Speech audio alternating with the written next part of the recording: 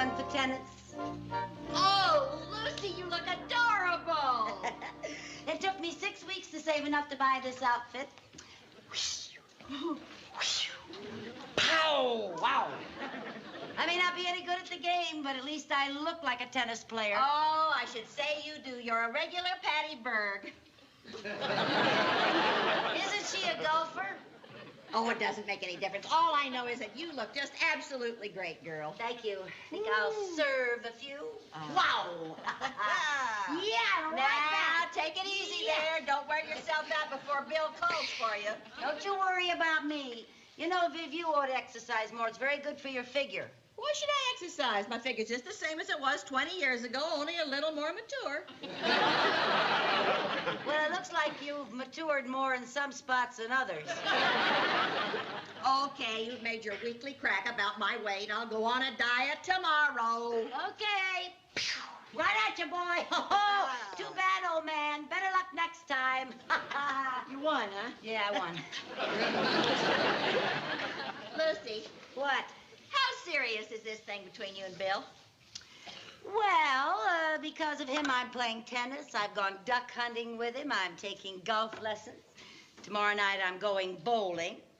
And next week, if he asks me, I'm ready for ping pong, polo, or pole vaulting. Sounds like you like him. Well, no gal's gonna break in a new set of muscles every day for a man she doesn't like. That's true. There he is. No, I want to get us. You get in the kitchen. Why should I go in the kitchen? I want you to make an entrance. Oh, for Oh, heaven's come on now, make sake. an entrance. You just look marvelous. Hurry up.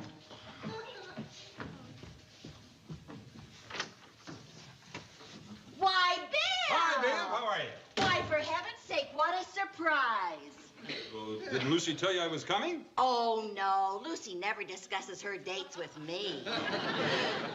Are you going to play tennis? What else? Oh, sure. I'll call Lucy for you. Lucille!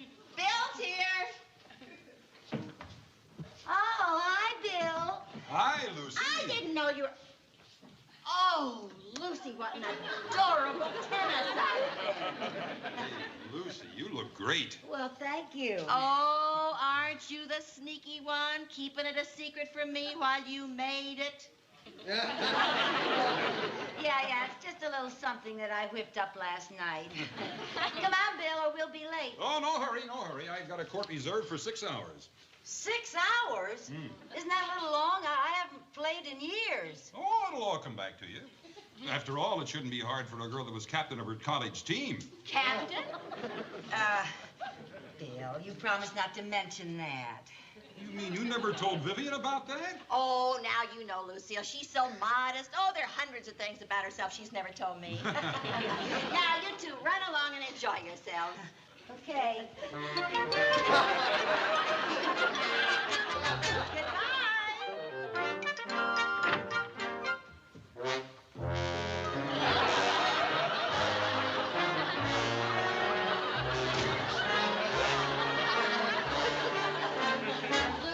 Lucy, are you all right?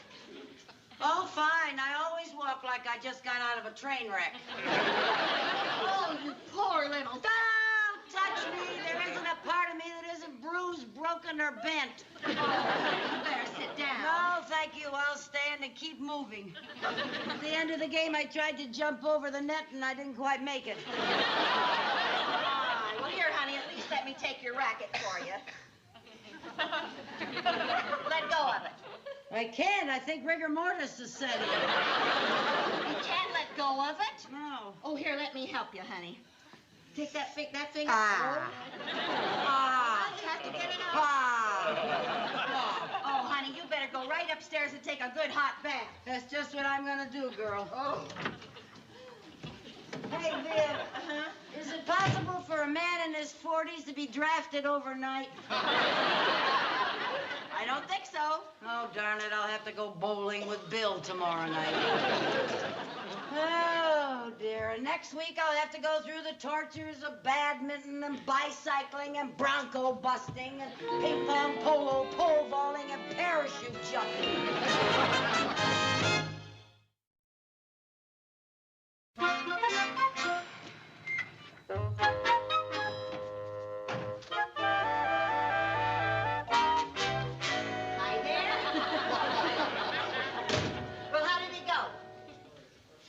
How did what go? The bowling. Oh, the bowling. Oh, not bad. We bowled 17 games. What was your best score? 11. I made 2 strikes, but one of them didn't count. It was in the next alley. Where's Bill? Oh, he'll be right along. He's taking one of his athletic friends home. Oh, let me hang up your coat, honey. Why are you carrying that bowling ball? What bowling ball? Oh, that bowling ball. Why are you still holding it? I'm not holding it. It's holding me. I gotta get my fingers out. Oh, that must have been a little rough trying to bowl with that thing stuck on your hand. You could have gone right down the alley. That's how I got my second strike. You mean it? Yeah, you haven't lived till you belly whop down a bowling alley. Oh, honey. Come on, stand up. Let me take it off of you. Can you do it? Can you get up? Oh, dear. Come on, Lucy. You'll have to help, you. Viv. There you go. Now I'll take it easy. Take it real easy, girl. Okay. Ah. Ready? Ah. Ready? Ah, ah, Okay. ah, There. ah. There you go. Oh. Oh, that feels wonderful. Where's my arm? Oh, thanks. Lucy, if I were you, I'd just stay in bed all day tomorrow. Oh, I can't. He's taking me skin diving. Skin diving? Yeah, skin diving. Oh, Lucy, honestly, you have to be an expert swimmer to go skin diving. Yeah, well, Bill thinks I'm an expert. Now, don't tell me you told him that you swam the English Channel. Well, yes, but just one way. Oh. Over. I did say I swam back. Oh, honest, Lucy, when are you going to learn to keep your big mouth shut? Well, what can I do? I wanted to keep seeing him, and the only thing he's interested in is sport. Well, for heaven's sakes, use your head a little and tell him that you're good at some sport that's out of season, like winter sports. Oh, I'm not good at winter sports either. I know, but at least you have a couple of months' time to take some lessons and learn how to do something. Yeah. Now, winter sports. Let's get him interested in winter sports. Hi, Bill. Hi, Viv. Well, Eddie loaned me his scuba diving suit, so everything's all set for tomorrow morning. I'll pick you up bright and early. Good, good. I'm looking forward to our skin diving date. Yeah, so am I. Oh, so you do have a wetsuit, don't you? No, they're all dry, but I'll soak one overnight.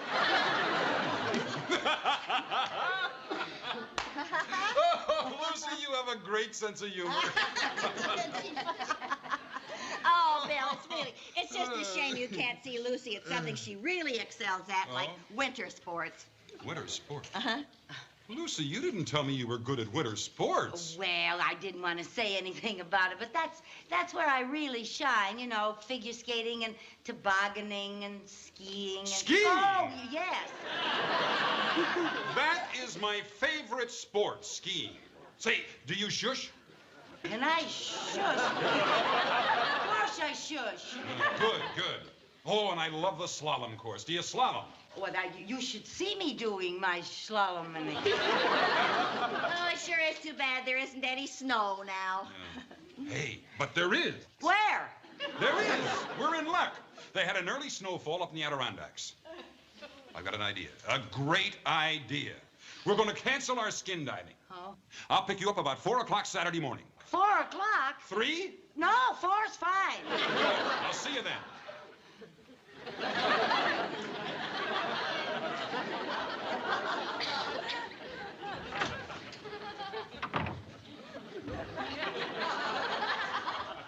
Lucy, are you mad at me? Mad, no. Furious, yes. Got me into this Vivian Bagley, and you better know how to get me out. Well, Vivian, have you thought of anything? I'm thinking. I got it. What? Tell him that you can't go skiing with him because you've got a broken leg. How can I fake a broken leg? Who said anything about faking it? Well, thanks loads. Well, I was thinking, Well, I'm just going to have to go skiing, that's all. Oh, Lucy, you've never been on a pair of skis. You can't go skiing. So I'll get an instructor. I have until Saturday. Where's that telephone book? Oh, do you know how long it takes to learn how to stand up on a pair? Get the door. Oh, hi, Mr. Mooney. Good evening, Mrs. Bagley. Oh, hello, Mr. Mooney. It's nice to see you. Is this a social call? Are you kidding? Mrs. Carmichael, for the last 2 months, I've been trying to get you to fill out these insurance policies. Now, will you please do it? Okay, just leave them here. I'll be busy for the rest of the week. I'll sign them Monday. Monday, you will be in traction. Traction? Oh, she's thinking of going skiing, and she's never been on a pair of skis. Will you be quiet? You're going skiing? Oh, my favorite sport. I didn't know you knew how to ski. Is it hard to learn? No, it's very simple, really. Any normally intelligent person can learn to ski in just a few lessons. I can't? I said any normally intelligent person. Oh. Are you a good skier, Mr. Mooney? Well, in my younger days, I used to be an instructor at Lake Placid. You used to be an instructor? Well, then you can teach me how to ski. Mrs. Carmichael, I'm going to be very busy for the next 7 years. Oh, now, Mr. Mooney, you gotta help me. It's very important. Well, I'm sorry. I'm afraid I can't. If you don't do this, I'll never speak to you again. Promises. All right, if you do help me, I promise not to bother you again for a whole year. It's a deal. Thank you. Mr. Mooney, is it kind of dangerous to ski for a beginner? No, not at all. Why, last year, I took my mother-in-law up to the Adirondacks. Now, she had never been on skis in her life. And first time out, she went right up to the top of the mountain, went straight down, took off at the jump, soared into space in a perfect arc, and landed right at the bottom. She did? Broke every bone in her body. Oh, now you see, Mr. Mooney, now that means that it is... Vivian, he's just teasing. Now, that didn't really happen to your mother-in-law, did it? No. Just wishful thinking. See? Mr. Mooney, when can you give me my first lesson? Well, I'll be free tomorrow afternoon. Ah, it's a date. I'll expect you right here. All right. Let's see now, what kind of equipment will I need? Well, skis, poles, boots. Bandages, splints, and a hospital reservation. You be quiet.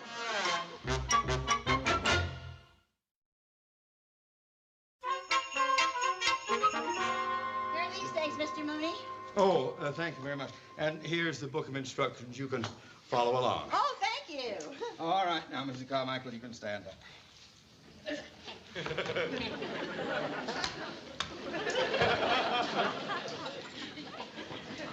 Here, Mrs. Carmichael. Here, let me help. Oh, thank you. There you are. Well, you certainly look like a skier. There you are. Oh, look, Viv, this is for picking up stuff that litter bugs leave. What's the matter? I'm sorry.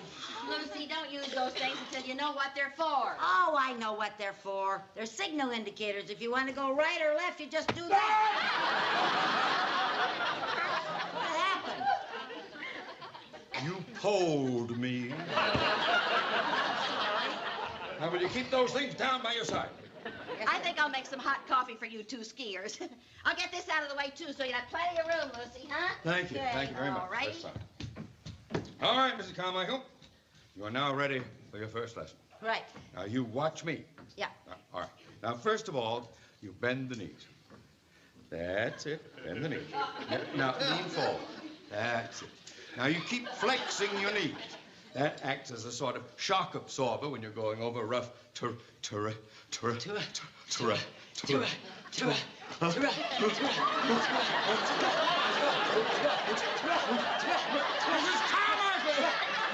Carmichael! What are you doing?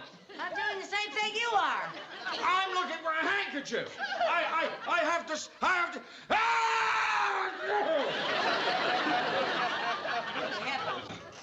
All right, now, Mrs. Carmichael, we are going to learn to walk. On skis. Oh, walking ought to be easy for anybody. Oh, what are you laughing at? You look like a red-headed wishbone. Mr. Mooney, get me out of this. Oh, all right. Oh. Now, bring your left foot back slowly. Bring it Bring back. my left foot back slowly? Yes, bring it back. Push. That's Ah. the girl. There. There you Oh. are. All right. Oh. Hey. I'm sorry. All right. Now then. Wasn't so easy, was it? No. I will show you how to walk on skis. All right. Back up, back. Wait until I tell you to move. All right. All right? Now, we do a little turn like this, and then we're ready to go. All right. Now, follow me. Hey.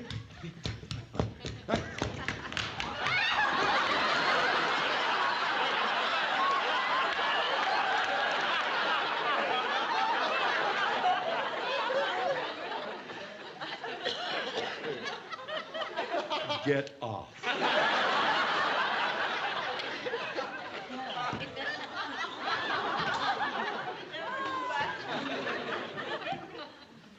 How do you get off?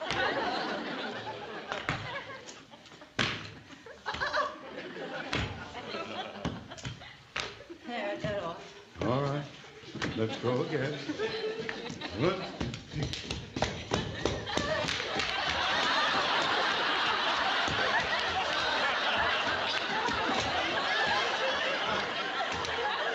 Come on.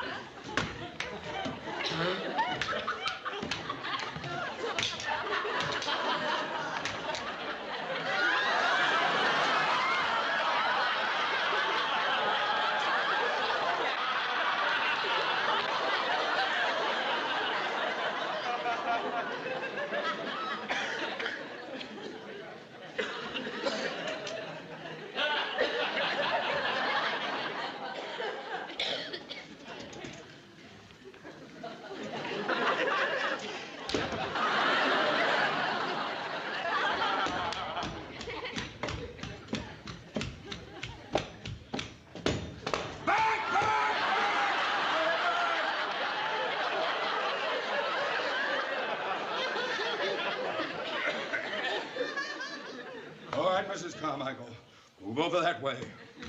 Since you're going to turn in spite of everything, we will learn a kick turn. Kick A turn. kick turn. Now, it's just what it implies. You kick. We are going to the left now. And a kick turn. Put your left ski pole behind you, like that. Behind you. Oh, my left. That's it. Now then, you kick the left foot up and forward, resting the back of the ski on the ground. Let it drop over to your left, like that. Then bring the other ski around. There we are. I'm sorry I hit you again. Mrs. Carmichael, Willie Mays would love your batting average. All right, finish the turn. Now.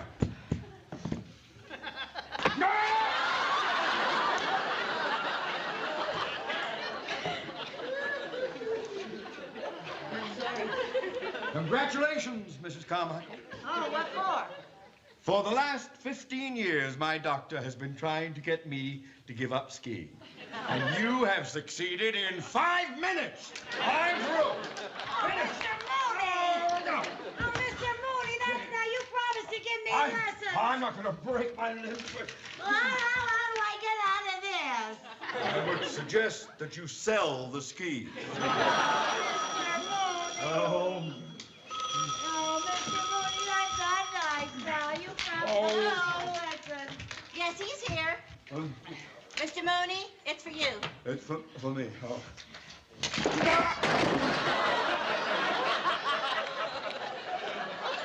It's your wife. Hello, Irma. Yes, Irma. Right away, Irma. It'll be a pleasure. Yes. Oh, good news. Irma wants me to go with her to see my dear mother-in-law. Your mother-in-law? I thought you didn't like her. Compared to you, she is Rebecca of Sunnybrook Farm. Well, what about my skiing lesson, Mr. Mooney? Your ski... Now, there's the book, Mrs. Bagley. You carry on and take my advice. Keep at least 10 yards away from that woman.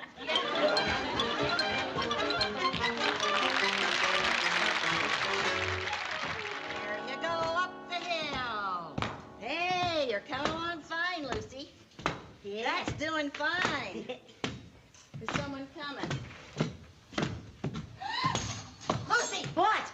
Bill just drove up in the driveway. Oh, no, he can't see me on skis. You'll know I've never skied before. That's right. He can't see me practicing. What'll I do? Just take them off, honey. Take them off. What'll I do? I can't get the clamps undone. Well, hide someplace. Hide on skis? Yeah, hide upstairs, honey. Upstairs. Hide upstairs. Hide upstairs. I'll go. The house. Come on now. Go on up there. Go on up. She says, have you ever tried to go upstairs on skis? Here, get in the closet. Get in the closet. Shut the door. I can't get in any farther. Oh, the sofa. The sofa. I can't get under the sofa, Viv. No, not under it. Here, you just back up. Now back. Turn. Now back. Atta girl. That's it. Just a minute. Still coming. There you are.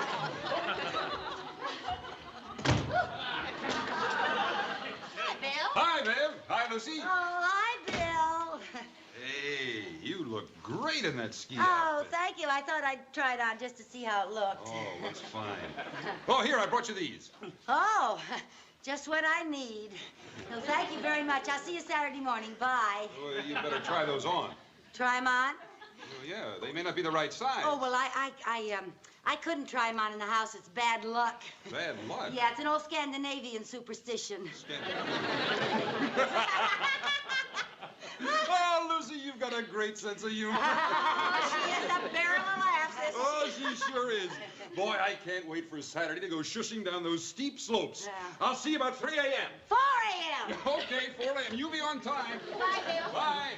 Okay, let's get back to that herringbone. Oh, Vivian, forget it. That's no good. You heard what he said. I gotta go down a steep slope. Now, where can I practice on a slope? I need a steep slope. The roof, that's very steep. The roof? Are you kidding? Well?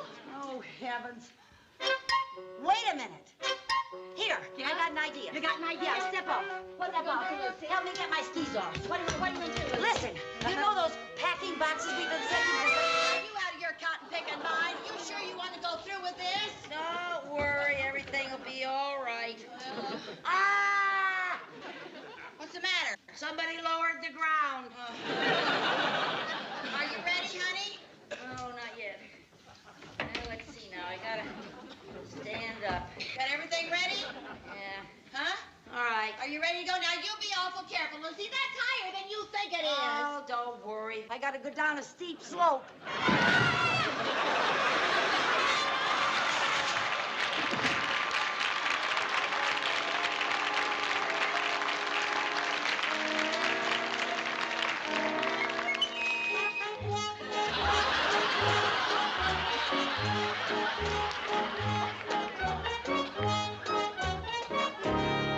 All I did was bend over to tie my shoelace, and Peter Pan came in for a lamp.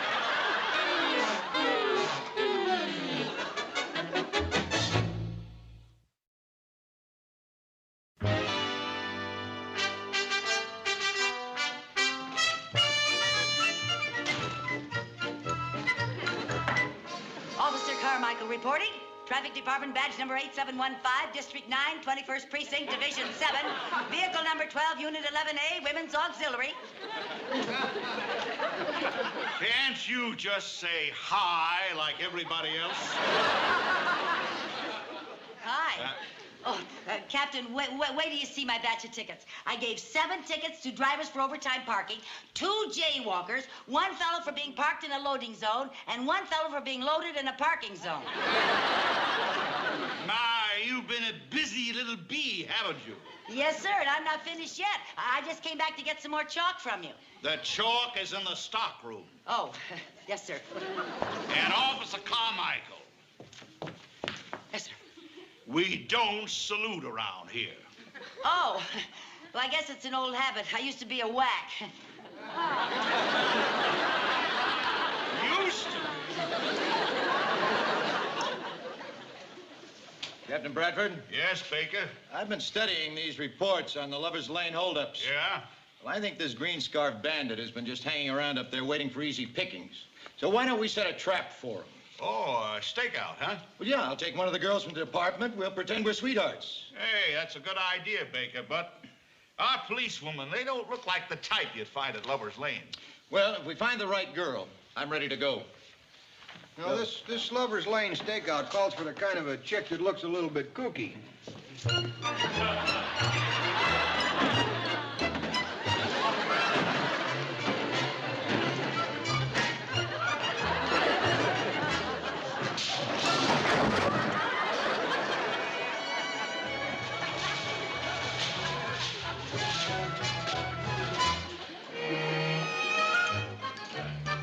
Officer Carmichael.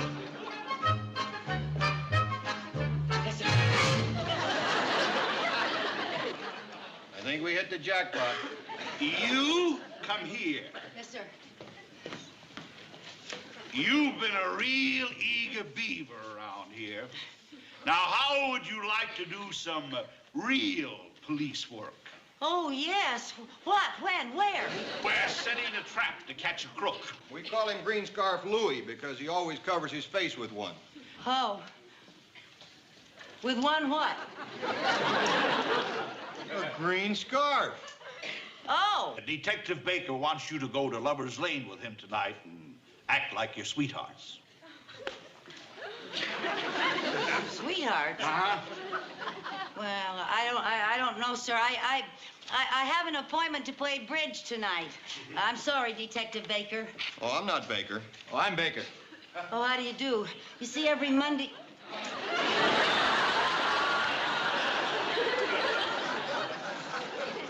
Yeah, I just remembered I don't even know how to play bridge. I may be able to go, sir. Well, make up your mind, Officer Carmichael. The answer is yes, I'll go, as long as it's in the line of duty, sir. Fine. I'll pick you up at 8 o'clock tonight. Officer Carmichael, Yes, sir. I want you to understand that this is very confidential police business. Oh, yes, sir. Yes, sir. And you're not to discuss this with anyone. Not anyone. Where do you live? I'm sorry, sir. I'm not permitted to discuss that with anyone. Oh, you can discuss it with him. Oh, I live at 132 Post Road. Good. What's your telephone number? My phone number? Don't you know your own phone number? It's been so long since anyone's asked for it.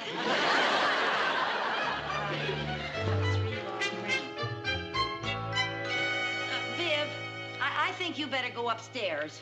Why? Well, I just don't want you here when he comes, that's all.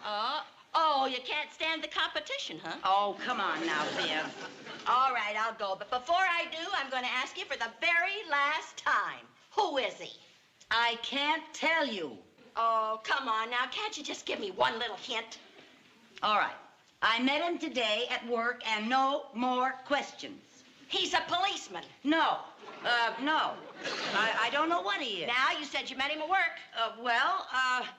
Yeah, I gave him a traffic ticket, and while I was taking his name and address, he asked for my name and address, and, well, that's the way Niagara Falls. There he is. Go on upstairs. Okay. Go on now.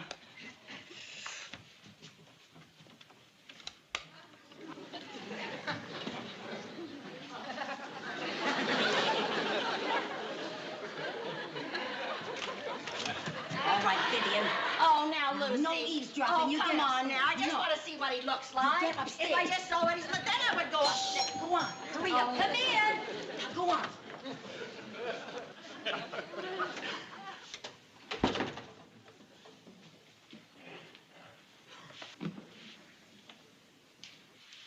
Well, hello. Hello. Is Officer Carmichael in? What?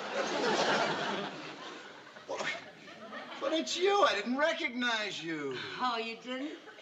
Somehow, when you're out of your police uniform, you look a lot bigger. Bigger? Taller. It must be those high heels. Yeah. You see, down at the police station, I just kind of think of you as one of the boys. Oh. Well, Detective Baker, I hope I handle this assignment correctly. Lucy! What is it, Viv? I want a drink of water. Now, Vivian, there's water upstairs. Now, I want a drink of cold water. All right, come on down. Every time I have company. Oh, my brother's little girl is just like that, too. You want to bet? Oh, hello. Why, I didn't know you had company. Mr. Baker, this is my friend, Mrs. Bagley. How do you do? How do you do? Oh, how do you do? Lucy's told me all about you. She has? I told her that I met you when I gave you a parking ticket. Oh, yes, that's right. Yes, that's right. We met when she arrested me. Oh, well, lots of romances start with a pitch. Vivian,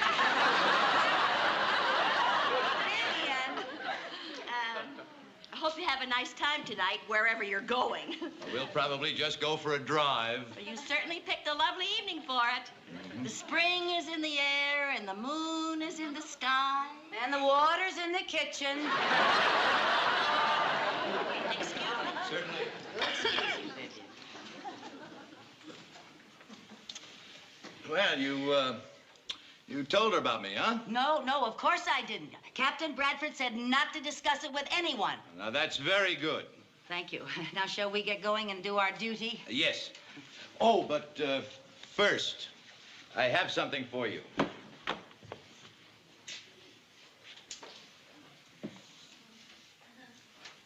Real diamonds? Real diamonds.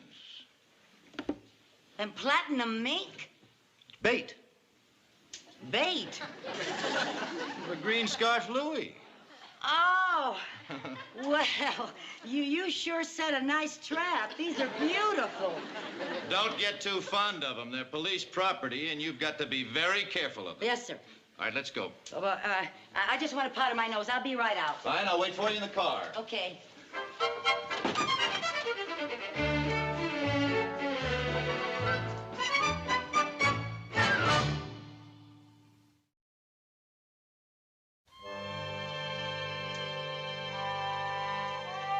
Relax, Mrs. Carmichael.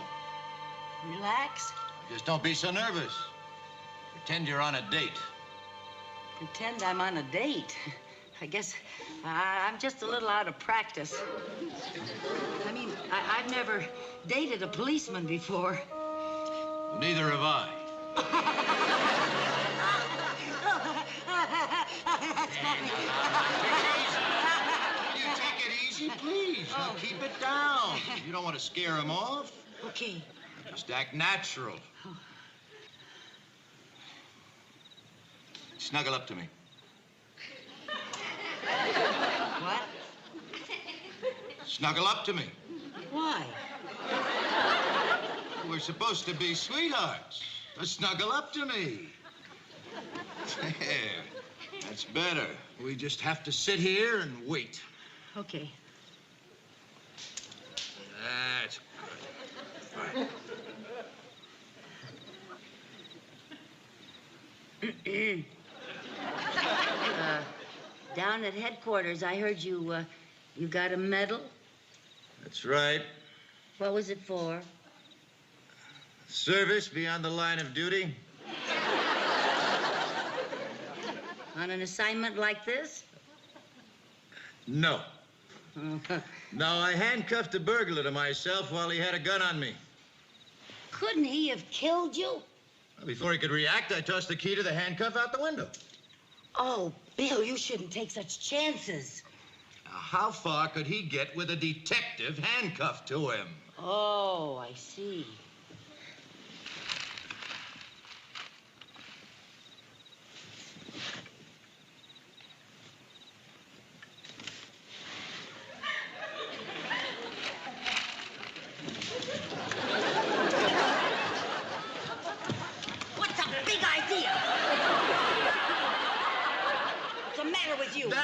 nothing personal.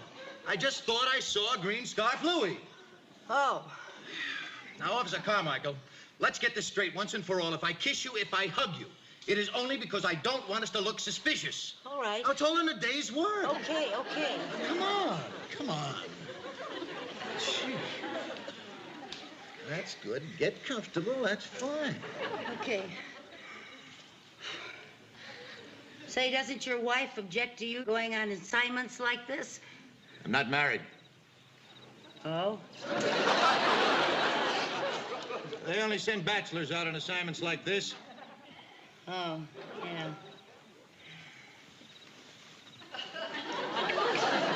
Uh-oh, excuse me just a moment. What you gonna do? Gotta call headquarters. Calling headquarters. This is Baker on the Paradise Grove stakeout. This is headquarters. Captain Bradford speaking. Go ahead, Baker. Chief, I'm leaving my switch open, so keep a monitor listening in at all times. If you happen to hear me make contact with the suspect, throw a roadblock on Paradise Grove. Check. Over and out. Roger. Well, all we can do now is wait and hope. There we go.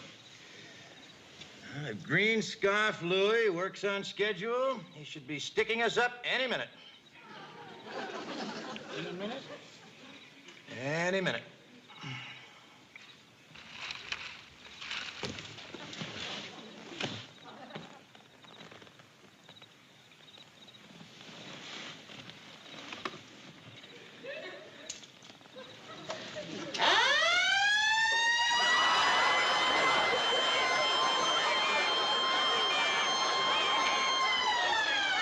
Lucy, you stepped on the siren button. I'm sorry.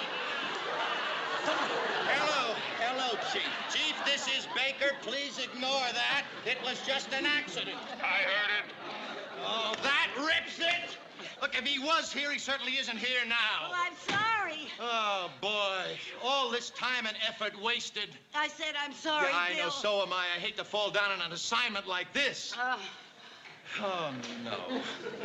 Well, I'll just take you home. Oh, well, we'll try it again tomorrow night, huh, Bill? I don't think so. Why not? He'll never come back up here. Now he knows there's a police stakeout. Oh, well, now, Bill, that's where you're wrong. If he thinks that we think that he won't be back, then he'll think that since we think he won't be back, that we won't come back. And if he thinks we won't come back because we think he won't come back, then I think he'll come back because I think that's the way he thinks. What do you think? I think you're nuts. I think so, too. Oh, I'm just not gonna wear that thing. Oh, now, Viv, you've got to wear this green scarf over your face. Why? That's why they call him Green Scarf Louie. Well, this whole thing is ridiculous. Oh, please, Viv, it took me an hour to talk Bill into trying another stakeout. Now, you gotta help. Well, Now, I have a feeling that Green Scarf Louie will come back eventually. And if Bill thinks that he sees him tonight, he'll continue the stakeouts and he'll catch him. what if he catches me? Oh, he won't, Viv. All you have to do is give me a signal, peek up from behind a rock, and then go on home. Well, all right. Thank you. What kind of a signal? Well, can you make a noise like a cricket? I am not rubbing my hind legs together or anything.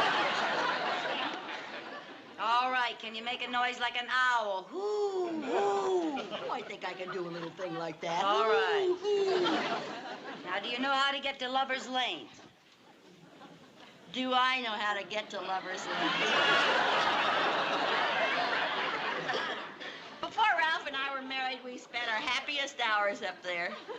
Really? Yeah, but that's before Ralph and I met each other.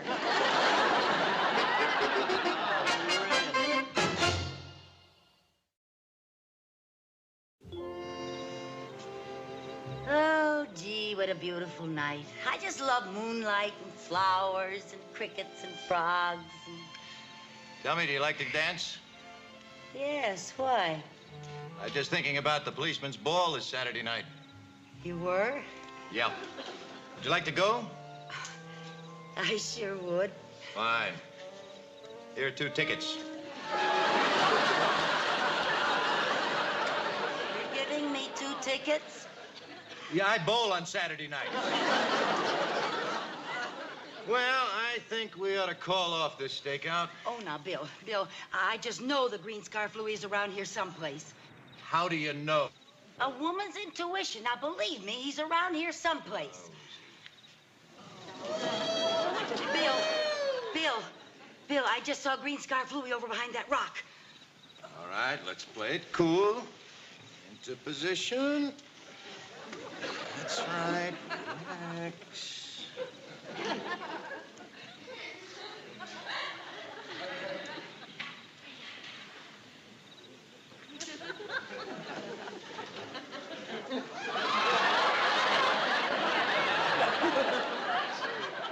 You're right.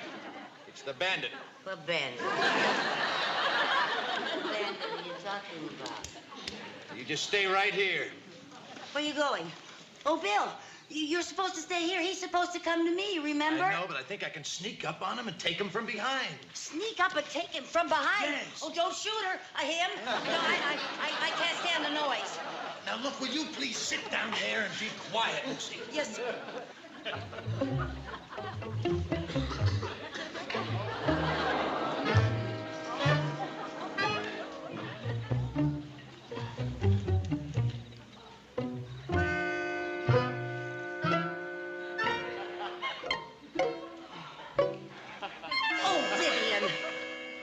What are you doing here? I told you to go on home. He's out there looking for you. Oh, put that gun down. For heaven's sake, I might know you'd be a big ham and have to go overboard. Now go on home. Shut up, lady, and nobody will get hurt. What? One peep and I'll clobber you quicker than you can say Jack Robinson. Jack who? I mean, who? I told you not one peep. It's not a peep, it's a who. Shut up. Give me that fur. Hand over that bracelet. Yes, sir. Yes, sir. Jabba! Bill! What's the matter, Lucy? What's the matter? Who is here? The man with the green face. What? Yeah, but he got Bill. Hello, this is Baker calling headquarters. Baker calling headquarters. This is headquarters. Go ahead, Baker. Yeah, Chief, the Green Scarf Bandit just made another heist, but I think he's still in the vicinity of Paradise Grove. Tell him he's got a green scarf over his face and he wears a trench coat and he has a black hat. They already know that, Lucy. Oh, well, do they know that he got the mink stole and the diamond bracelet? What? I couldn't help it. He had a gun on me. Officer Carmichael, those items cost the taxpayers a small fortune. Do you realize you might be kicked out of the police force? And he means out.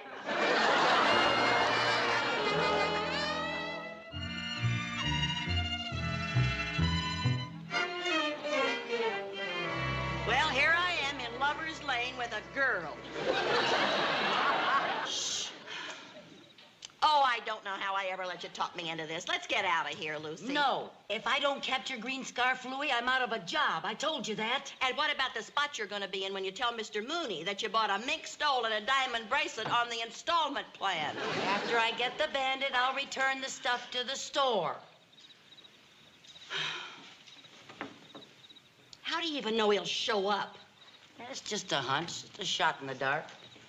Huh. We may both get shot in the dark. Come on, Lucy, let's go. No, huh? no. Now, there's nothing to worry about. Last night, he stuck a gun in your ribs, and I'm the target for tonight. Yeah, but tonight I'm ready for him. Handcuffs. Yeah. What good are these if he's got a gun? Well, I'll show you. Now, make believe you've got a gun and stick me up. Oh, no. Come on now, Vid. I do what don't ask want you. to. Come on, do what I ask you and stick me up. Now, come on, I'll show you. Stick him up. I gotcha. What do you know? That's really clever. You bet it's clever. Hey, but couldn't the burglar shoot you? The minute I snap the cuffs on, I show him the key and throw the key away. Lucy, you're absolutely wonderful. Just wonderful. Just routine police work, that's all. Well, let's get the key now to get this San Quentin charm bracelet off. Okay.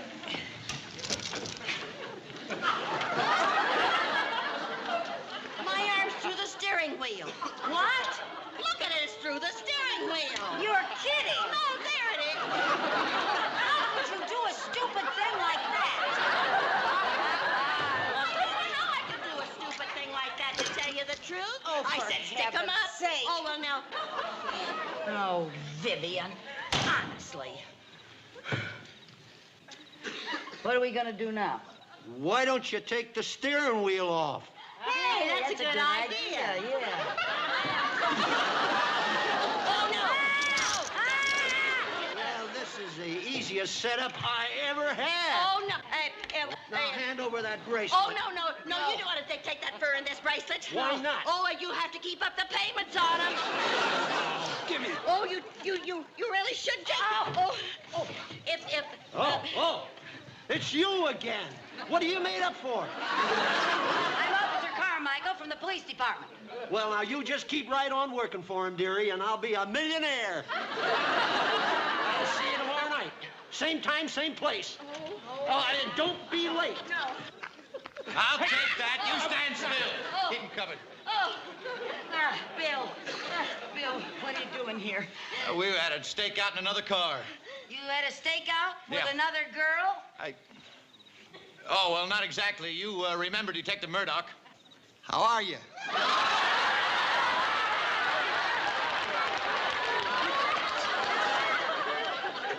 All right, you take care of him, Fred. Oh, boy. Now, we decided that this stakeout was a little dangerous for a girl. I'm not a girl. I am Officer Carmichael. You're right. You're a pretty good cop. Thank you. And so are you, Bill. Thanks. Oh, by the way, my bowling game is off Saturday night if you don't have a date for the policeman's ball. Oh, I'd love to go. Have you got a friend for me? How about me? You keep quiet. I've got a couple of tickets if you'd like to go with me. I'd love to if you let me borrow your dress. Get him out of here. On your way. Go on. Oh, by the way, Officer Carmichael, Yes, Bill. I'm going to see to it that you get credit for this arrest. Oh, thank you. Thank you. Bye, Bill. Bye, Bill. See you Saturday night. Oh, boy. Did you hear that, Viv? This'll be a feather in my cap. Good, it'll match that feather brain of yours. What do you mean, my feather brain? You let him get away without unlocking these handcuffs. Bill! Bill! Hey, Bill! What was that, thunder? I didn't hear anything. Oh, it's Bill, gonna rain. It wouldn't dare rain. Bill! Bill! Hey, Bill!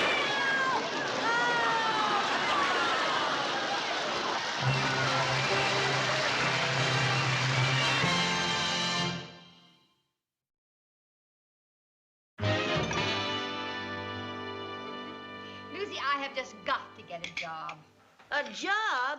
But you're a countess. But even a countess has to have money.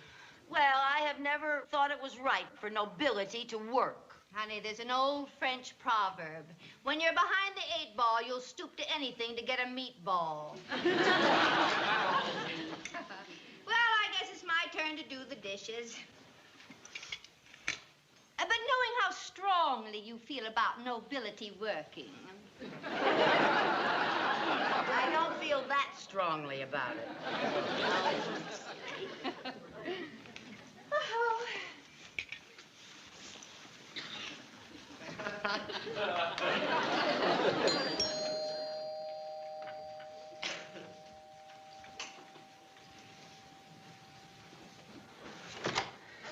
Well, Mr. Mooney, what a surprise. Are we alone? Yes. Good. Why, Mr. Mooney, you are a married man. That is not the reason I wanted to see you alone. Oh, you were joking. Oh, I've always said you had a delightful sense of humor. I've never heard you say that before. Are you feeling all right? Well, of course I'm feeling all right. Oh, Mr. Carmichael, do you remember coming to the bank yesterday morning and asking me for a $50 loan? How could I ever forget? You screamed and turned purple. Well, tonight, color me a lovable pink. Here's your 50. Oh, Mr. Mooney, thank you so much. Oh, this is just wonderful. Oh, it's nothing. But it is. You don't know. You don't know what a help this is going to be. Mr. Mooney, if I can ever do you a favor... Oh, you can. Boy, you collect fast. Mr. Mooney, this was all a plot. You gave me this advance because you want me to do a favor. All right, Mrs. Carmichael. But I'm desperate. Desperate? Yes. In all my years as a banker, I have never made a mistake. Never? Never. Until recently, I made a bad loan to the Lazy Days Health Farm. Now they're going broke, and they're about to renege. And what's more, next month the bank directors are meeting, and they'll find out about it. What'll they do to you? Well, they'll do more than make me stand in a corner. Now, Mrs. Carmichael, you can help me. Me? How? Well, please, sit down. Now, look, I have analyzed the problem, and what the health farm needs is publicity, something to attract customers. Now, I thought if some well-known personality, some socially prominent, beautiful lady signed up for the health course, that would do the trick. Well, I would be delighted to take the course. I wasn't referring to you. No, I was referring to the Countess Framboise. Oh. Yeah. Well, of course, I couldn't offer the Countess a crass commercial proposition. Knowing that she's nobility, money is the farthest thing from her mind. Yeah, and it's getting farther and farther. But, Mrs. Carmichael, as a favor, could you talk her into this?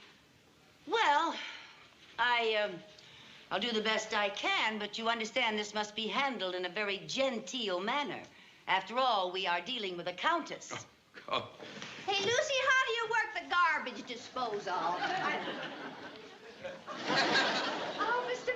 Money. That's Mooney. Oh, yes, c'est charmant de vous avoir encore. Oh, the encore is all mine. Oh. Oh, how gallant. Countess, Mr. Mooney would like to ask a favor of you. Oh? You see, he made a loan to a health farm that isn't doing so well. And he thought that if you went there for a course, it would give them a lot of good publicity. You mean use my name as an endorsement? Oh, no, please, Countess, don't get the wrong idea. There would be no commercial stigma attached. No, you would just be doing some poor soul a good deed. It would be sort of a benevolent gesture on your part. Mm-hmm. And for doing it, you ought to get a bundle of loot. Mrs. Carmichael! Please, don't be vulgar. Dear Countess, I wouldn't think of insulting you by offering you money. Oh, you wouldn't? No. Well, perhaps you could show your appreciation by making a donation to my favorite charity. Oh, splendid. Yes, let's say $100 to your favorite charity. Well, that keeps it all on an elevated plane. Yes, well, let's elevate it a little more. $200. Oh, of course, yes. $200. There'll be a check made out to your favorite charity. Oh, well, could you make it out to me personally? You see, my charity just changes from week to week. Oh, and Mr. Mooney, I think that it would be very nice if Mrs. Carmichael joined me at the health farm. Oh, you mean a sort of a lady-in-waiting? Yes. And the lady-in-waiting is waiting. Waiting for what? My loot. No, Mrs. Carmichael, Mr. Mooney, I don't see how I can possibly go to the health farm unless Mrs. Carmichael gets her, what a quaint word, loot. Very well, $200 apiece, anything to save the health farm. But in exchange, ladies, you must obey all the rules and set a good example. Oh, don't you worry about a thing, Mr. Mooney, as long as we get our loot. Yes. But when would you want us to be there? Oh, tomorrow morning, bright-eyed and bushy-tailed. Tomorrow? Yes. Tomorrow morning? Yes. Well, we'll see you when we get back, Mr. Mooney. Oh, you'll see me sooner than that. What do you mean? Well, as an economy measure, I have taken over the job of physical instructor at the health farm. You? What do you know about being a physical instructor? Well, I assure you I'm very well qualified. At college, I was an all-round athlete. I had a fine build, bulging muscles. Of course, that's all behind me now.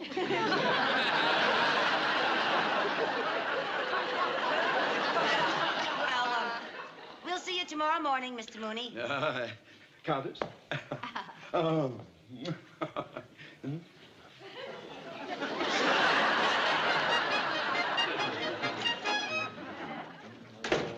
$200 apiece. How about that?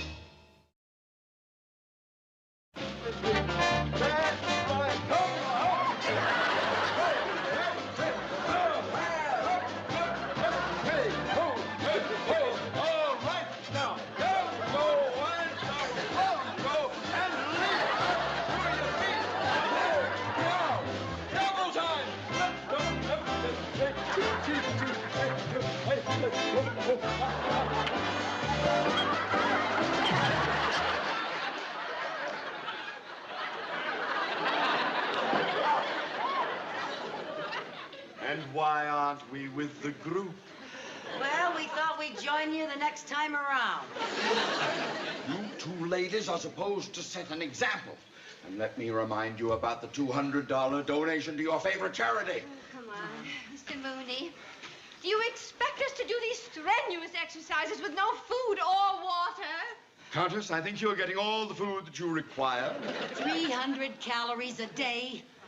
They're doing all right on 300 calories a day. Well, they came equipped with a reserve supply. Oh, for heaven's sake. All right, girls, line up. Straight line now. Come along. Hurry up, hurry up. A little pep, a little ginger. Let's go. Now then. Good. Come along. Get in line. Are you in the right place? Are you in the right? Yes. All right. Now, this is our swivel hip exercises. You know how it goes. Up, down, left, right. You know that? All right now, girls.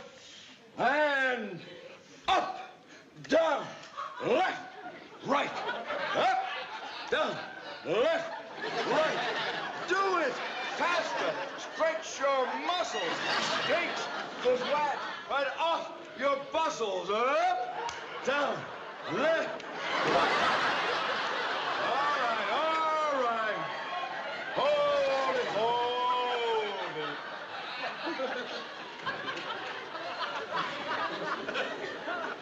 Mrs. Carmichael, what seems to be your problem? Well, I was doing all right on my onesies and twosies, but I keep bruising my threesies.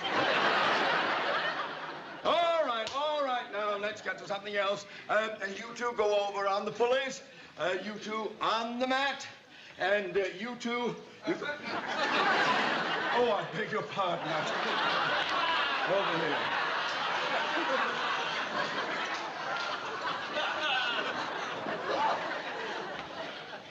And you two row. All right, now let's get going. That's it, a little straight.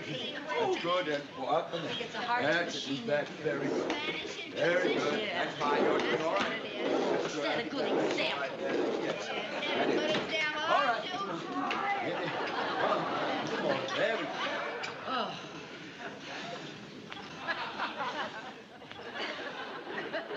And why aren't we rowing? I'm floating downstream. And you?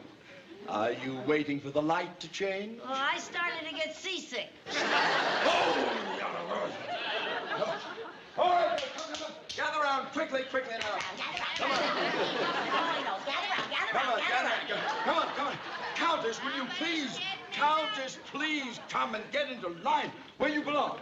All right now, girls, come on. Have you got your towels? Are you in line? Oh, the towels, Henry. Now we're going out into the fresh air and climb the mountains. Isn't that lovely? That should be very interesting, watching these mountains climb another mountain. All right. Now then, in place, double time. Lift your feet, Yes. Forward. March.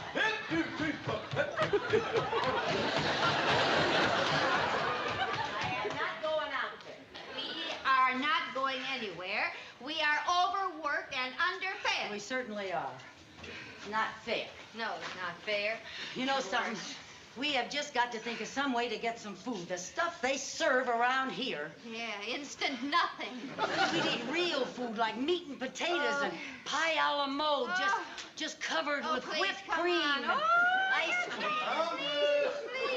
Come, Michael, we're waiting. The Simon Legree of the concentration camp. Oh, come on. Might as well. Hey, wait a minute. I got an idea. What? You know, maybe if we made it look like an emergency, you know, like we were really cracking up from starvation, maybe they'd give us some solid food. Yeah, maybe they would. Ladies, where are you? Here he comes. Yeah. Now, remember, we're dying of starvation. Let's put on an act. Well, I don't know about you, but I won't be putting on an act. Oh, ladies. We've got it. Food. We've got it.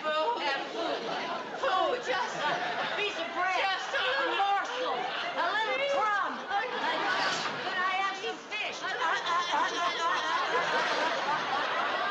Sardines, anything, a cracker. I am not moved. You cannot fool me with this ridiculous, phony act. Now, you cannot be as hungry as all that. Lucy, should we show him how hungry we really are? Yeah.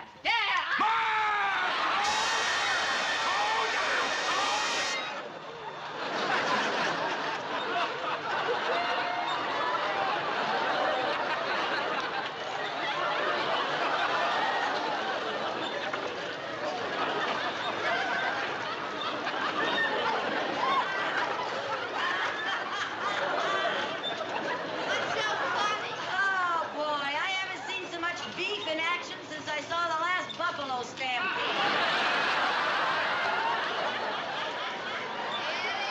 Well, how are we doing? How are we doing? Oh, good. That's all right. All right, how are you doing? Oh, that's good.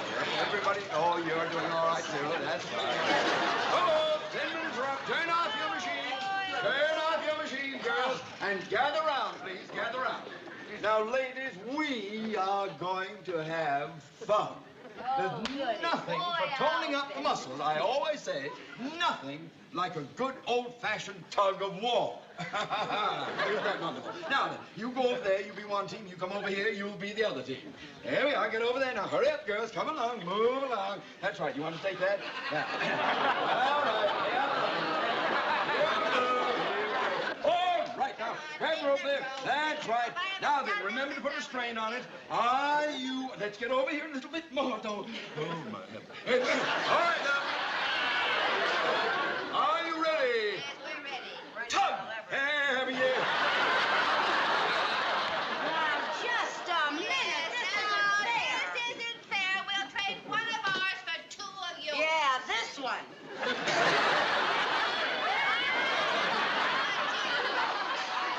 We're in shape. All right. Now, are we ready? Yes. Oh, good, good. All right, now. Tug! That's it. Put a lot of muscle in it. Lean on them. That's right. Lean hard. That's right. Dig your feet in. Now you feel those muscles tingling all around your back. That's it. All right. Dig in there, girls. Dig in. That's it. Oh, she's winning. Pull on. Pull on. That's it. Oh, good, good, good. Oh, that's fine. You're doing very well. And you feel it all in the back there. Oh, that's very good. All right. That's it. All right. Don't let it go slide. There we are. Go. Go, go, go. Oh, the other way, Jenny. They're beating you. They're beating you, Jenny. Get the other way. Go hard, Jenny. There we are. That's good. Hold that. Hold that. Hold.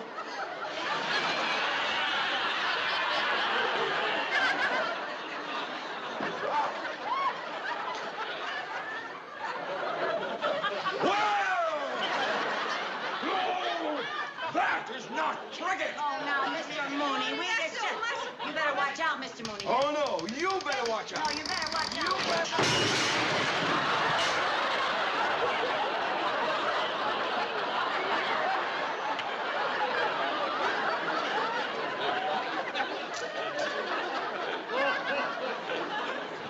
They just don't build walls like they used to.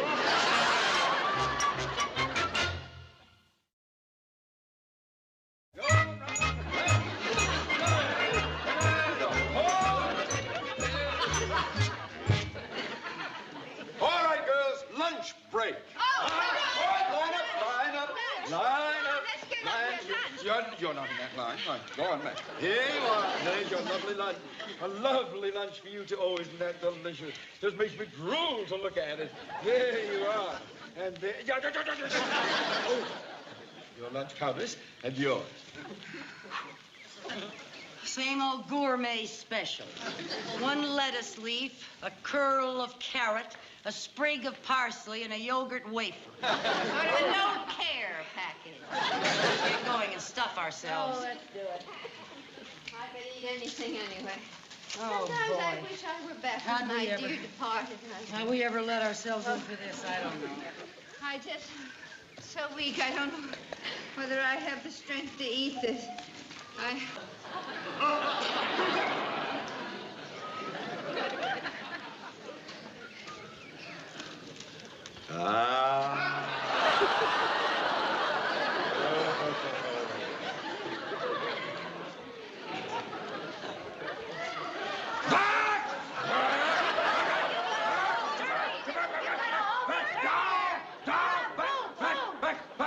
Oh, I'd better get out of here. If you saw what I had for dessert, delicious deep dish strawberry shortcake smothered in whipped cream. Oh, you'd really go for sir. Well, just give us a little bite. Just a tiny little bite. Just. Oh, Lucy, I just don't know what. Lucy, Lucy? Lucy? Lady finger! Oh, no!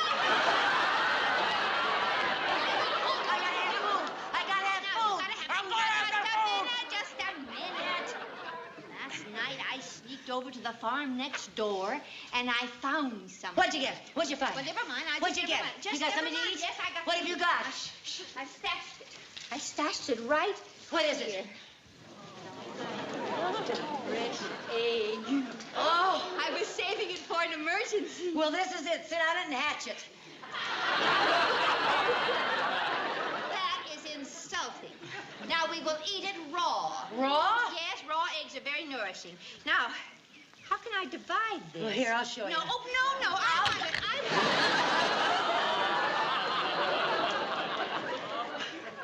I don't like you. I'm sorry. I'm sorry, Rosie. I'll make it up to you. I'm sorry. Did you hear what I heard? The most beautiful sound in the world. Oh, hello, Bossy. A bossy cow. Come on, baby. Come on, Bossy. Come on, Come on, baby. Bossy. Oh, isn't she beautiful? Hello, Bossy. Oh, yeah. Oh. Yeah, but we can't eat her raw. No. Maybe we can get some. Do you know how to get some milk out of her? Well, well, there's a lot of faucets down here. You gotta have a stool. Get the stool back there. What stool? It's right there. He had it. Get the stool. Put it up. How are we going to get her to sit on it? Sit on it, silly. Now, there's a bucket. There's a bucket over in the barn there. Go get the bucket. Oh. Yeah. Come on.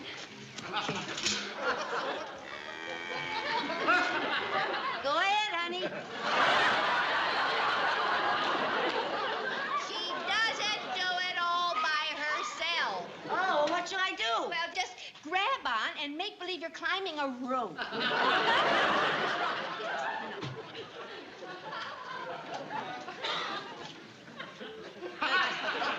Maybe we can get her to do the twist. I'd love a milkshake.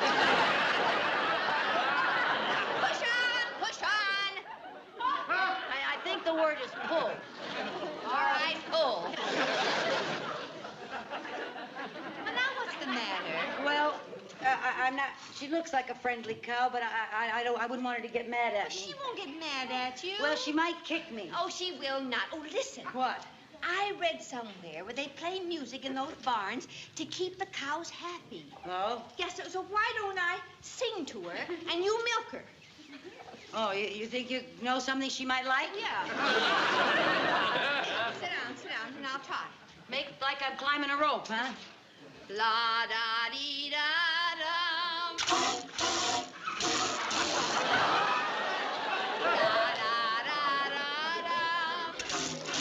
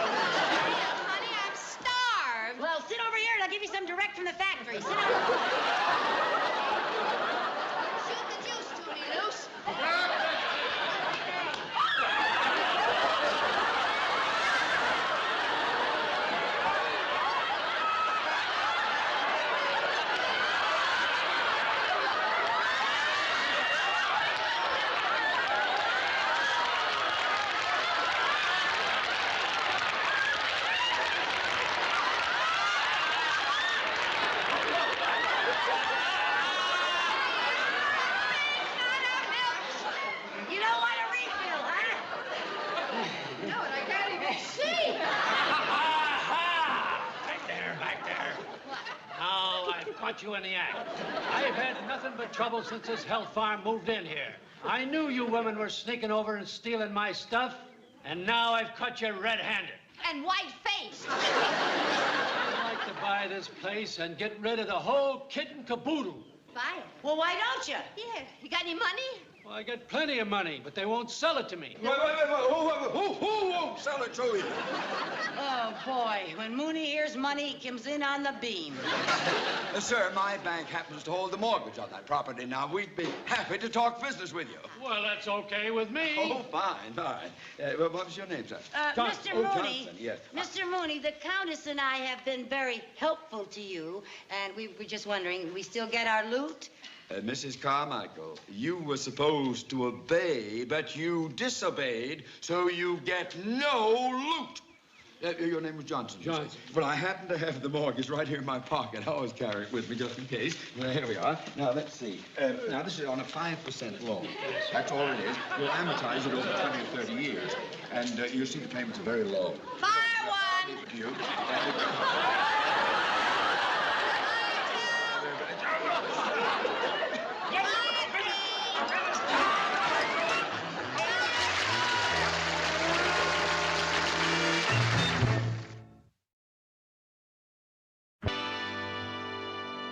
Let me say, this is going to be the biggest show the Danfield community players have ever put on. And I predict it will be Socko. That show business talk for successful production. How can we miss with Arthur Godfrey? Imagine Arthur Godfrey being in a show I wrote. I say the real vote of thanks should go to Mrs. Carmichael for getting him for us. True. I was saving my biggest bravo for her when she arrived from New York. Who would believe Lucy knew Arthur Godfrey well enough to get him for our show?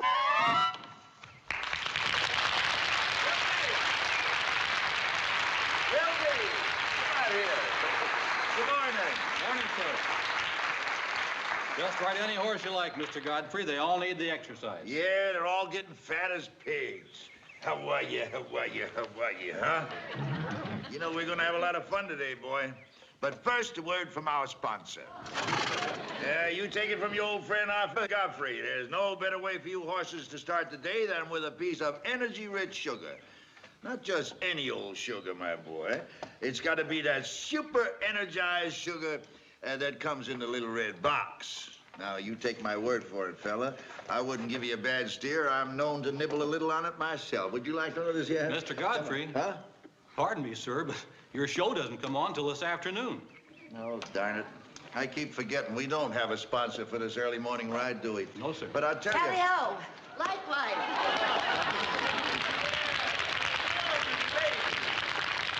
Pardon the intrusion, sir, but have you seen a couple of runaway horses? Runaway horses? No. Have you, Wilby? No, sir. Well, you see, we were riding to the hounds, and our horses threw us and ran away. So here we are. Instead of fox hunting, we're horse hunting. Well, I'd love to help you hunt for them. Oh, no. Oh, that's not necessary. Well, I got some horses saddled up here, ready to go. Come on. Oh, really? Oh, no, it'll do him good to be lost for a while. Yeah, let them worry. Serves them right for running away. Yeah. You know what I think, ladies? What? You're both a little horse shy because you've just been thrown. Yeah, that's it. That's it, Lucy. That must be it, Lucy. Yeah, that must be it. Wilby, untie Fury and bring him over here, will you? Look, you know the old saying. When you've been thrown, the thing to do is to get right back up in the saddle and ride again. It's the best thing to do. Come on. Well, why don't you go first, Viv? No, he said it was good for you, not me. You let your friend mount after you do. Yes, I'll mount after you do. You just Now, go don't right ahead, mount. Right ahead. Go right ahead. That's a girl. Up you go. Go, Fury.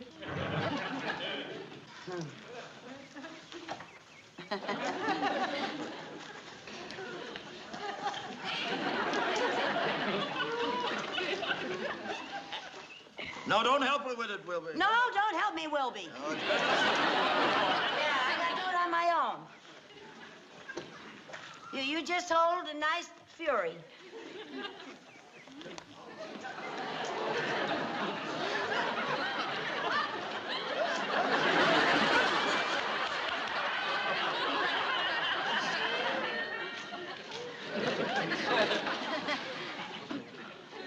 where's the seatbelt? What do I do if I start to fall? You can always grab hold of the mane. The main what? Gilby, go get the other horse, will you? Oh, I don't. She can go with you up to the. No, I don't really. no, you better come with me, Viv. Oh, I don't care. I don't really. Oh, that's a big one, isn't it? Come on, Viv, just leap into the saddle.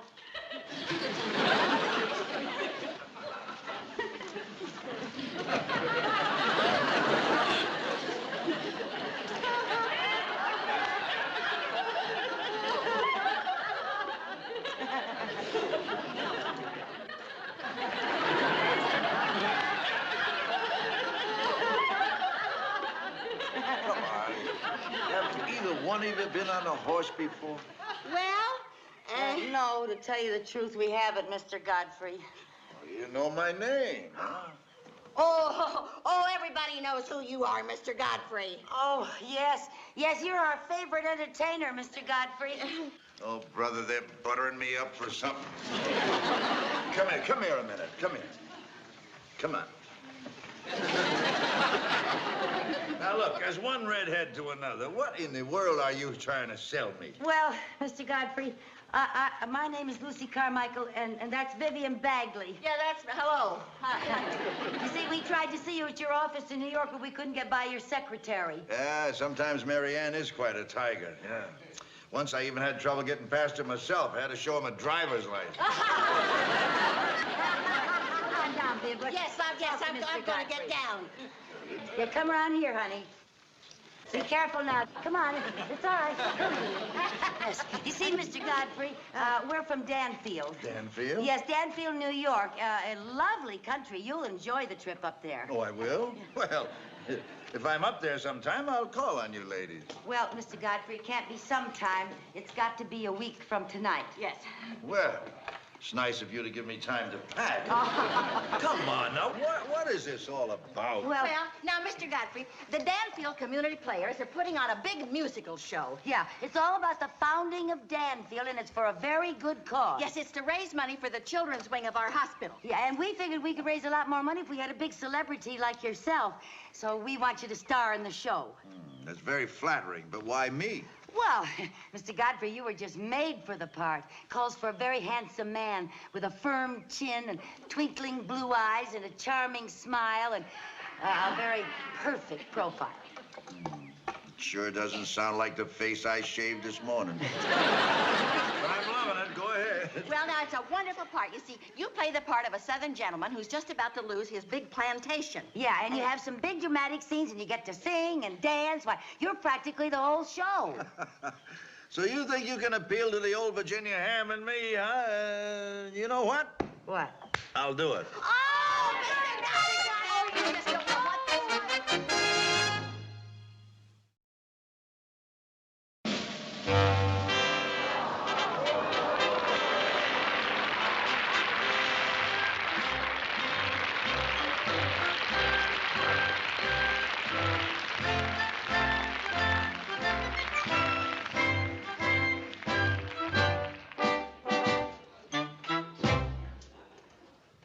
Don't look now, Daddy, but I have a strange feeling someone is staring at me. Men can't help it, daughter. It's your dazzling beauty. Oh, Dad. And it's your dazzling beauty that's gonna save the old plantation for us. Why, Daddy, whatever do you mean? I was hoping that I wouldn't have to tell you, Lucy Bell, but we're broke. Broke? Flat broke. Oh, well, I sort of suspected it, Daddy, when we ran out of patches for my pantalettes. Oh, child, it hurts my southern pride to see the old plantation so run down. Poor Daddy. I noticed the roof is full of holes and leaks so badly. Yes. Last night it rained, and I finished my mint julep 4 times. Tell me, Daddy, how did we come to such dire circumstances? Well, Lucy Bell, I'll tell you all about it. Do that, Daddy. We were born in that ever-loving cotton-picking South, at the corner of that ever-loving shut-my-river mouth on a large plantation called the Southern Moon. But lately, our old homestead's gone from wreck right on to ruin. Our cotton is rotten, the weebles are woeful, turkeys ain't trotting, magnolias are doleful. Something's surely wrong with our old plantation land. Everything gets hazy with no money on hand. My daughter ain't married, she's still on the vine. To find a wealthy Yankee with a buck would be fine. Oh, Lucy Bell, please save this old plantation of mine. Go find yourself a Yankee who will marry in time. His daughter ain't married, she's still on the vine. To find a wealthy Yankee with a buck would be fine. Oh, Lucy Bell, please save this old plantation of mine. So find yourself a Yankee who's a very kind. So find yourself a Yankee 'cause it's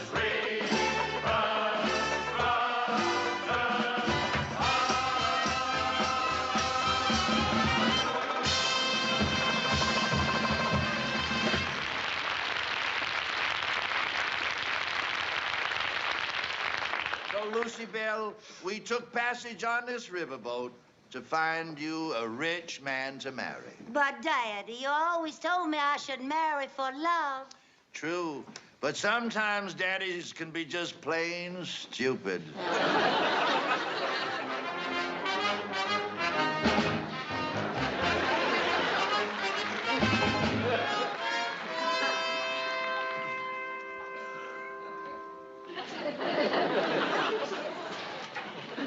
There's your man.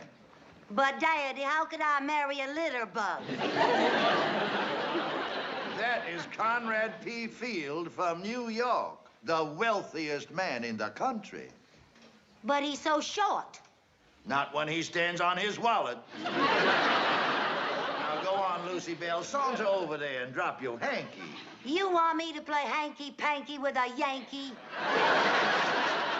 With a wealthy Yankee. Well, why not? Oh, if I play drop the hanky with that sly and clever Yankee, there'll be money in the banky very soon. It's a clever little pranky, but before we hanky-panky, he's got to pay the mortgage off on Southern Moon. Oh, if I could only collar that there Yankee with the dollar, you'd hear this rebel holler like a loon. Oh, if I could get his money, I would call that Yankee honey, and once again we'd sing a Dixie tune. Oh, looky, Yankee, looky, let me see your banky bookie, and I'll be your Yankee.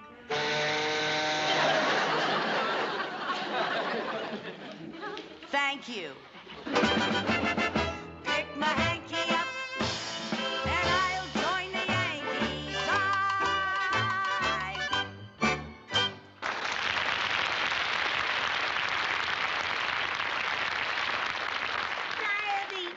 Daddy, you didn't pick up my hankies. Excuse me, miss.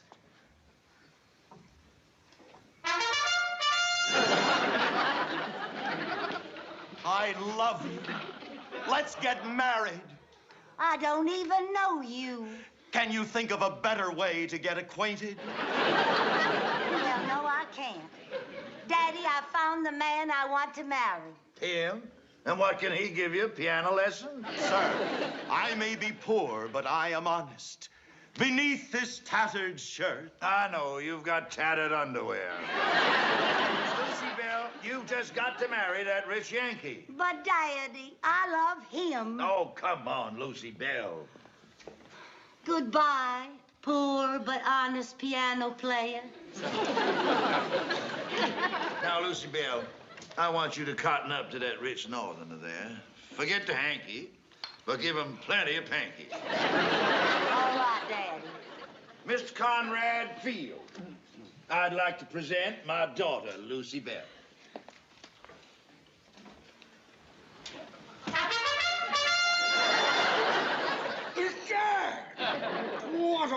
ravishing beauty. Never have I seen so fair a flower of the South. Coochie coochie coo.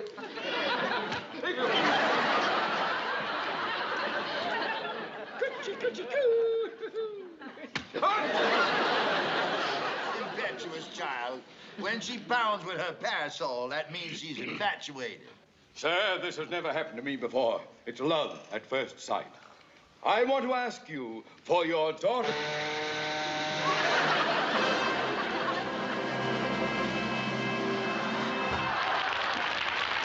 Give me a drum roll. Give me a fanfare. Give me a spotlight. Give me a hand there. Watch out for Steamboat Bessie steaming round the bend. I shake it port and starboard, watch my rudder spin. So if you've got a little time to spend, why then spend your time with Bessie, 'cause a man's best friend. Steamboat Bessie, what a gal! The siren of the river. Steamboat Bessie, what a gal! Oh, I love a man to leave a man. I love to hear him howl. Oh, Steamboat Bessie, steaming right your way. Oh, I go a little overboard most every day. So if you're kind of lonely and you're all at sea, put this little dreamboat right up on your knee. Steamboat Bessie, what a gal! Steamboat Bessie, what a pal! Oh, Steamboat Bessie, Steamboat Bessie, Steamboat Bessie, Steamboat Bessie, Steamboat Bessie. That's me.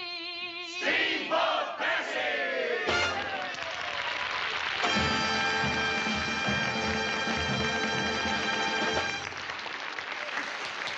Sir, I was about to ask you for the hand of this beautiful flower of the South, but now I have been tempted by the tasty temptress Bessie.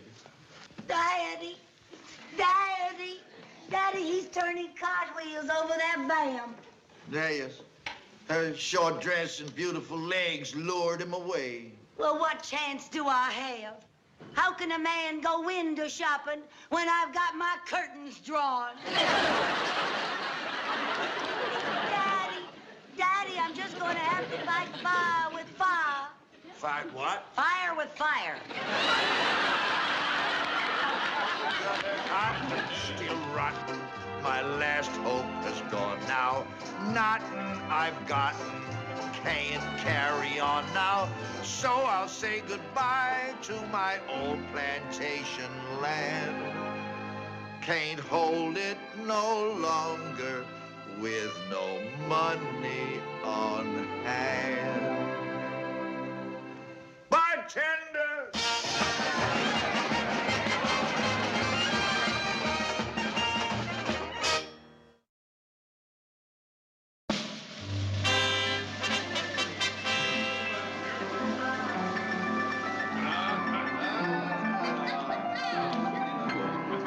Gentlemen, a toast to our flag.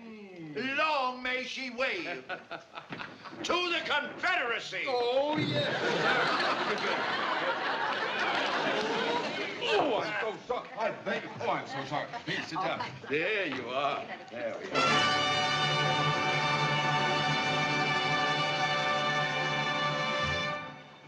Watch out for Dixie Lucy fighting fire with fire. When I get going, boy, you'll soon expire. Now, Bessie here may be the warmest thing you've got, but I can set the world on fire, and boy, that's hot. Dixie Lucy. What a catch! Burning up the river. She's a human match. Dixie Lucy.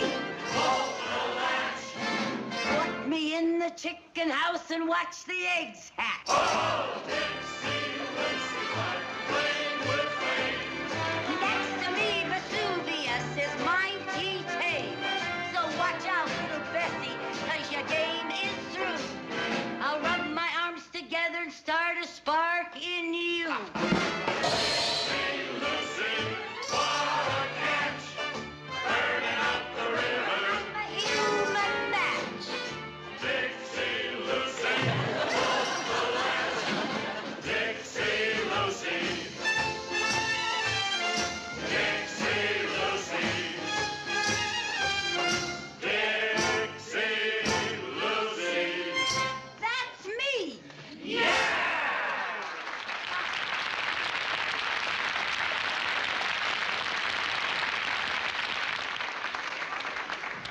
Southern Belle is even more beautiful when she peels. Now I am in a quandary. Which of these beauties should I marry? I don't know where she learned to waltz like that. But I think my daughter Lucy Bell has lured him back. But just to make sure that Steamboat Bessie is out of the competition, I will go dazzle her with a little Southern charm. Hello, Puddin' Face. You know, you and I could make beautiful music together. I doubt that. I heard you sing. Possum Face, look deep into my eyes. Deep into my eyes. Do you get the message my eyes are sending you? Yeah, but you're so broke, it's coming in collect. You got nothing, 'cause your cotton's rotten. But my cotton ain't gonna stay rotten long. You see, if my daughter marries Mr. Field, she'll be wealthy, and so will I. So if you marry me, you'll be marrying a man who's handsome and lovable and wealthy. You're for me, big boy. Wealthy. Sir, there's no doubt about it now. I am asking you for your daughter's hand in marriage. Sir, we haven't even been properly introduced. Oh, I am Conrad P. Field, and I'm worth $50 million. That's what I call a proper introduction. Lucy Bell. Did you call me Daddy? Sir, you may marry my little Lucy Bell. Oh, Lucy Bell, if you're going to get married, there's nothing left for me to live for. I'm going to throw myself in the river. Goodbye, cruel world. Wait! Sir? That tattoo! What tattoo? That tattoo! What is your name, boy? Sir, I have no name. I am known only as the poor but honest piano player. You have a name now. That tattoo is my family coat of arms. You are my son. Your son? Yes. You were stolen years ago by the gypsy.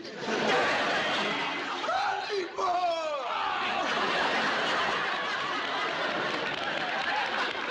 Son, you are now one of the richest boys in the world. And I'm so happy to have you back again. I will give you anything you want. What do you want? Oh, Daddy. Oh, more than anything in the whole world, I want to marry Lucy Bell. Lucy Bell. You're asking me to make a great sacrifice, but for you, what do you say, Lucy Bell? What do you say, Lucy Bell? You've been my only true love, rich but honest piano player. Oh, Lucy Bell.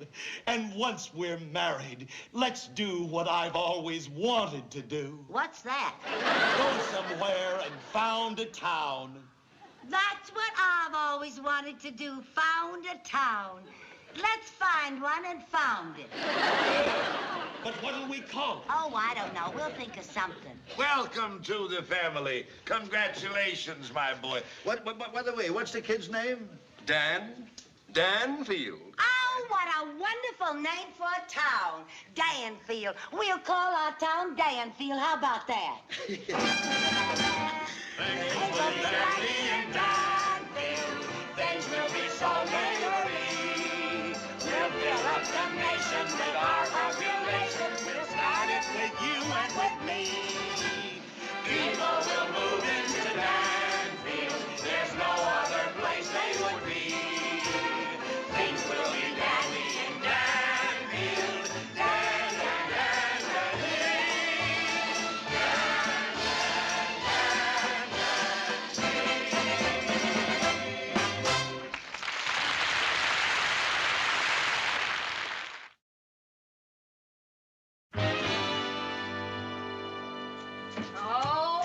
come on now, Viv. All I want you to do is listen to the radio with me. Oh, but I wanted to sleep late.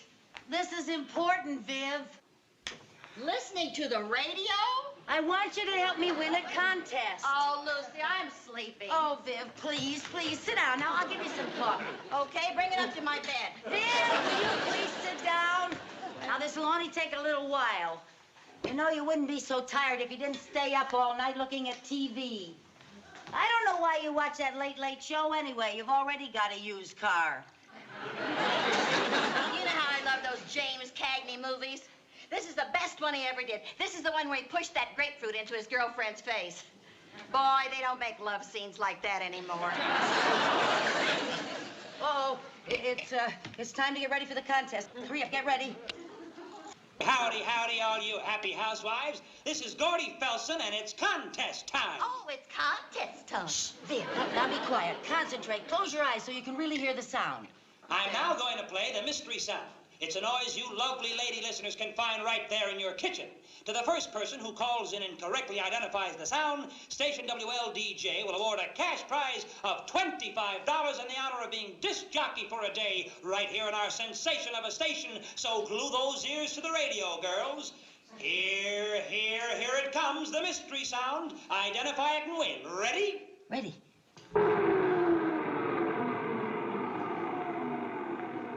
There it was. Now just give me a call and that's all. And now back to the swing sounds of Jan Garber. All right. What was it? I don't know. Yeah, well, let's figure it out now. It was sort of a whir. We must have one of those around here someplace. Yeah, which drawer do you keep the whirs in? Come on now, Viv. I'm serious. I can use that $25. And I want to work at the radio station for a day. It might lead to bigger things, you know. Well, is that any reason to tear apart our whole kitchen? Wouldn't it just be easier to borrow the money from Mr. Mooney? Mr. Mooney? I guess you better tear apart the kitchen. Maybe it's a blender. No, I don't think that's it. I don't think No? Maybe it's the washing machine. Now, you listen. Okay.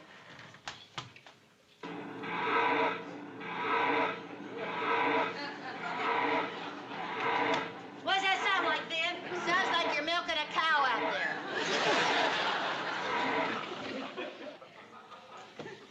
What could it be? Maybe it's a knife sharpener. A knife and an electric knife sharpener. No, that isn't. Egg beater. Look, now listen. Listen, Viv. Egg beater. Lucy! Oh, that's not my hair. I mean it. I'm sorry. Oh! Sorry, Viv. I'm sorry. I don't think that's it either. Maybe it was something simple like water running. Oh, if it was that simple, everybody would guess it. Well, you know, they could have taken some small noise and amplified it on the microphone. The egg timer. The egg timer? Yeah, the sound of sand falling in the egg timer. Now listen, Viv. Do you hear anything? Yep, Lawrence of Arabia calling for help. That is the silliest thing I ever heard of. What kind of a sound would that be anyway? It's all silly. I know, the garbage disposal. Up now. Did you have the plumber fix it? No, I didn't have the plumber fix it. I fixed it myself. Oh. I'll try these eggshells.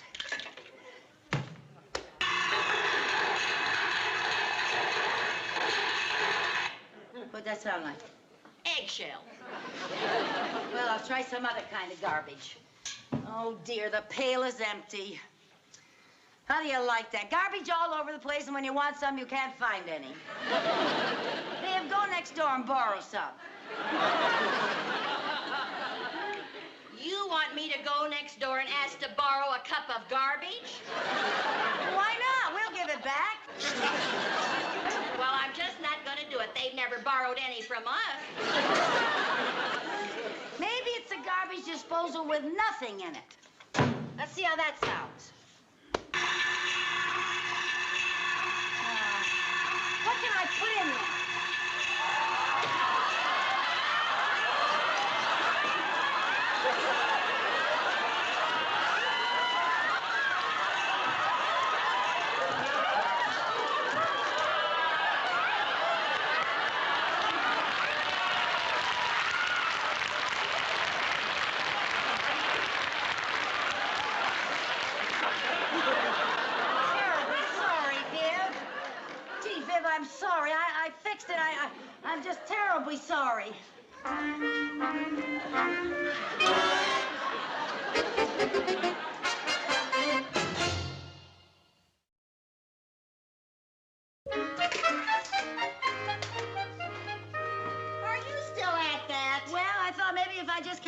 banging and scraping at things, I could, you know, sort of stumble on the sound. Come on, help me. Oh, sure. Now, this is like, you know, like you stir potatoes. Does that sound like it? No, not a thing like it. Well, you wouldn't do that anyway. That's not an ordinary kitchen sound. Would Well, British it's ever do found anything in the that did something kitchen, like for that? heaven's sake. Hey, how about that? Oh, I see the sound, isn't it? Go softly now. How's this? Listen to this. You know, it's coming.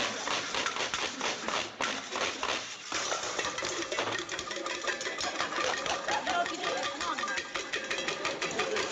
Well,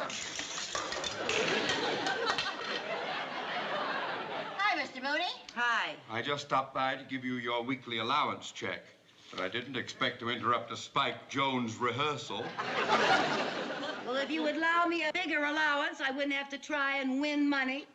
Win? Yes, a mystery sound contest on WLDJ. If you guess the sound, you win $25, and you might get to be a disc jockey for a day. I haven't heard anything so ridiculous since Mrs. Hush.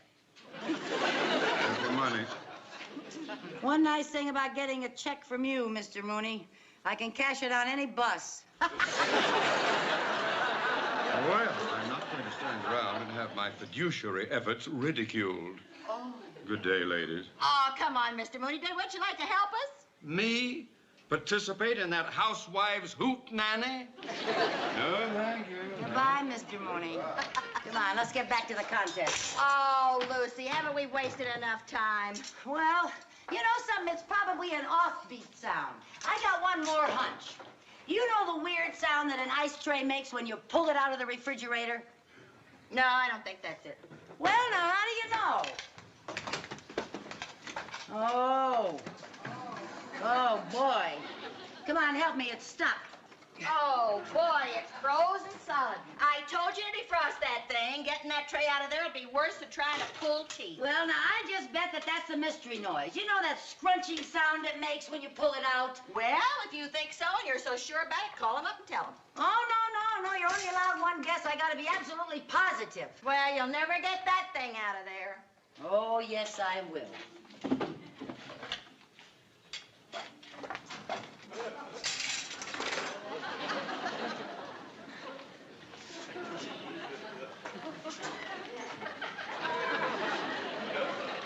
Well, you've really flipped your wig. I have not. This is just perfect. I'm just gonna slam this door and the ice tray will come flying out. Just like pulling teeth. Don't you think we ought to give it a shot of Novocaine first? No. Now you stay in here and listen to the sound it makes. Okay. I think we're gonna find the mystery sound. All right, now here I go. 1, 2, 3.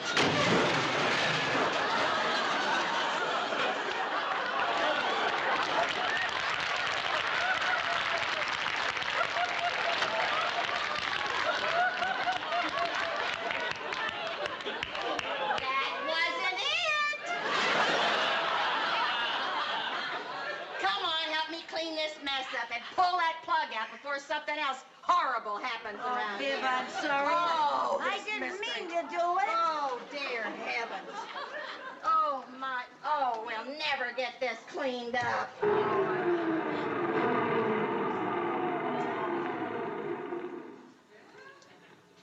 Did you hear what I heard? Plug that in again. Do it again. All right, you ready? Yep. You ready to listen? Yep.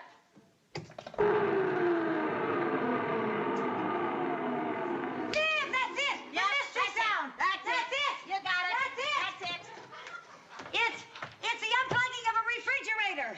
Oh, operator, I'm sorry. Give me station WLDJ. Quickly, please. Well, congratulations on correctly identifying our mystery sound as a refrigerator going off. Well, thank you. The way I wrecked my refrigerator, it may never go on again. Well, a Gordon Felsen contest is never an easy contest. No. Now, why don't you just have a seat? Thank you. The other winner will be here shortly. Other winner? Yes, the other listener called up on another phone at the same time you did, so I have to consider it a tie. Just my luck, a one-man station with 2 phones. Funny. Well, am I supposed to split the money or something? Oh, no. A Gordon Felsen contest never ends in a tie. We're going to have a playoff. What's a playoff? Well, I'll explain that to you when the other winner gets here. Oh.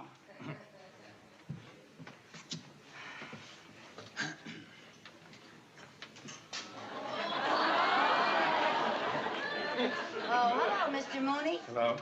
You know the other winner? Other winner? You? You said this contest was silly. I said it was silly for you. I didn't say anything about me. Well, I'm not going to have a playoff with this banking Benedict Arnold. It's not fair. I gave him the idea. Well, now, please, please, please, we don't have time to argue. But Mr. Felsen... No, now, listen, they don't call me Fair Felsen for nothing. I mean, Mr. Mooney did have the correct answer, so we must have a playoff. How'd you ever guess the mystery sound? I was defrosting the refrigerator. Doesn't your wife usually do that? Yes, but she was out chopping wood. Well, now, in order to be fair, we'll have an announcing contest to break the tie. An announcing contest? My voice against hers? Well, that's like Walter Cronkite versus Donald Duck. Oh, just a minute, Mr. Mooney. I talk pretty good. Mrs. Carmichael, you do not talk good. You just talk constantly. If you two happy winners are ready, I'll hear you both now.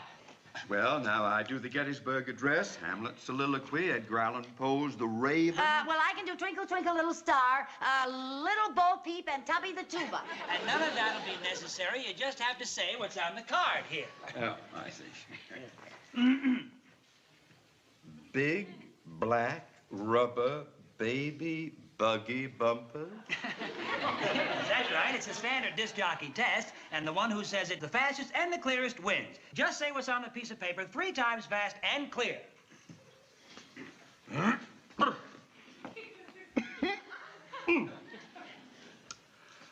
Big black rubber baby buggy baggers.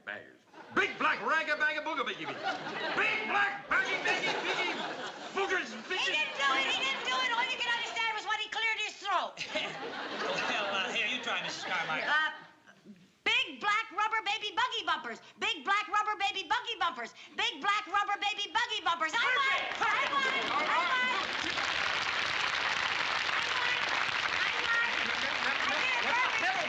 No, look. 2 out of 3. 2 out of 3. That's not fair. I'm afraid Mrs. Carmichael won. Yes, I won. Yes, she won. I see. Well, I suppose I'd better be getting back to the bank. I have a lot of work to do. Like reviewing the mortgage on this radio station. Oh, wait, no. Come here, maybe we can give Mr. Mooney another chance. That's not fair. Here, try the same thing with this one. Red leather, yellow leather. 3 times fast. That's easy. Red leather, yellow leather. Red leather, yellow leather. Red leather, yellow leather. Red leather, yellow leather. Red leather, yellow leather. Red leather, yellow leather. I did it. I won again. I won again.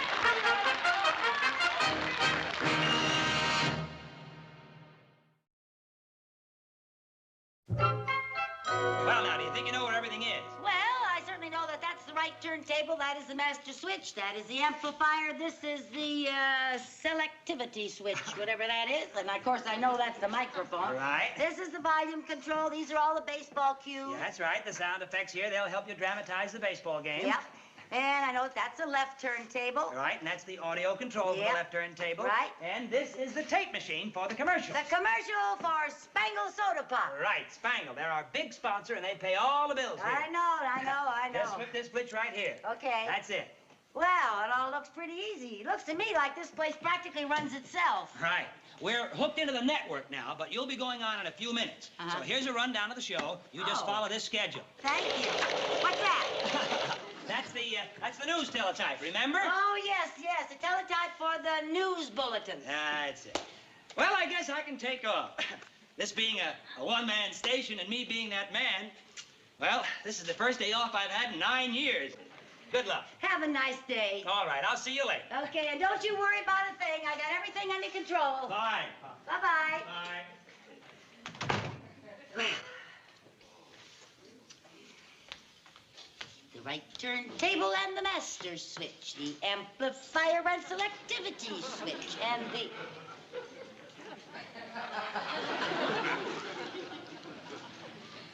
Haven't got a note on that one.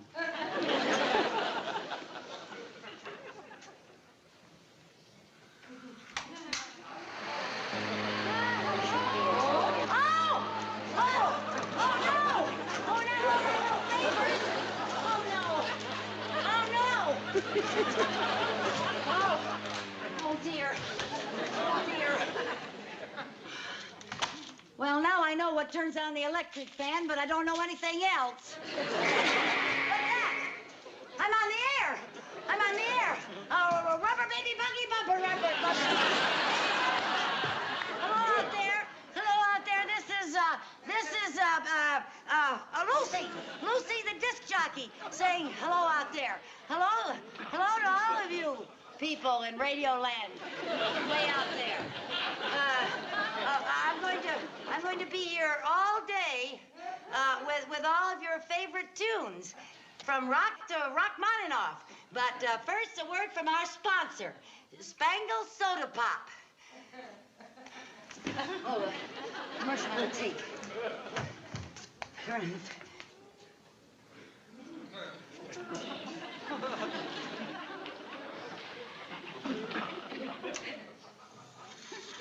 Spangle Soda Pop has a sweet taste of fresh air.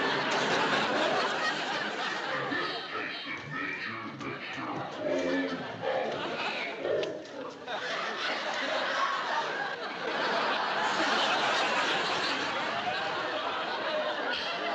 Yes, sir, Spangle Soda Pop. You really should drink that stuff. And now for some music.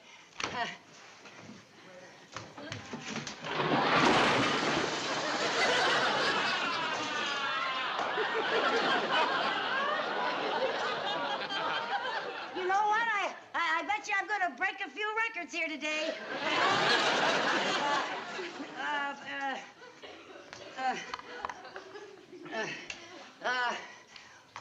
Here's that wonderful song.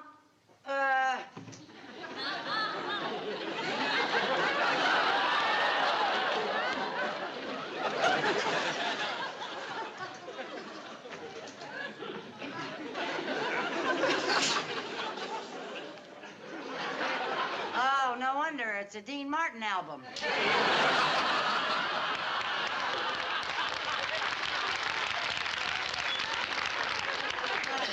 Now I know how Dean Martin feels.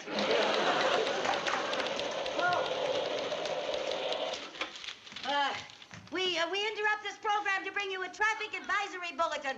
All the alternate routes are heavily congested. Please use the freeways.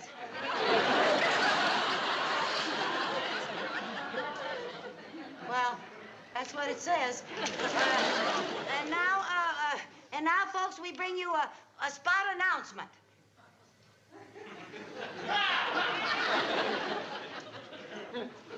Spot announcement.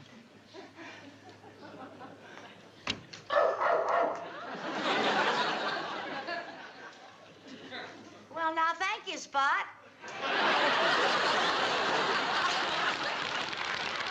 And now for a little music. Where's the phone? Oh, hello? Oh, hello, station WLDJ. Lucy, the disc jockey speaking. Oh, yes, sir. Yes, sir. We play request numbers. Yes, well, let me write it down, sir. Right now? Yes, you'd like me to play a request number for Hilda. Oh, Hilda and Babs. Uh-huh. And Jan? Oh, Hilda, Babs, and Jan. And Ella. Uh-huh. And Molly, and Dottie, and Roselle, and Mimi. Mimi? Yeah, like Eisenhower. Yeah. And Mildred, and Doris, and Nora. Yeah, and Emma. Uh-huh. Mary Ann, and Evelyn, and Sadie, and Emma. Is that the same Emma you just mentioned? Oh, this was a redhead. And Sue Ellen. Yeah, that's one name, I know. Yeah, and Gertrude, and Estelle, and Joan, and Connie, and Sylvia. Uh-huh. Well, all right, what number would you like me to play, sir? You're the one for me? I'll be very happy to play your request, sir. You gotta be kidding. You're the one for me. You're the one for me.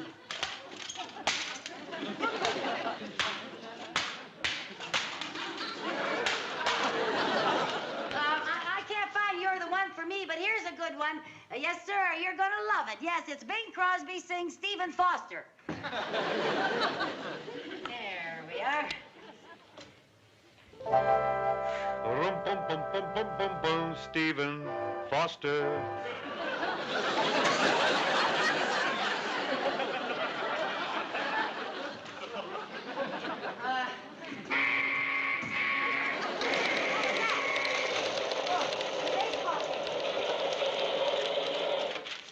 Oh, yes, sirree, folks, a baseball game. We're in the ninth inning of the ball game. Now, both pitchers have no-hit games going for them. And the score is 0-0, so you haven't missed anything yet, really. And Maury Thompson is at bat. Now, here comes the pitch, and it's a hit. Oh, a hit. A hit. It's a hit. Now, I told you it was a hit. And listen to that crowd roar. Crowd roar. Yes, sir. Listen to that crowd roar. Now Thompson is rounded first and is running for second. Running for second. Running.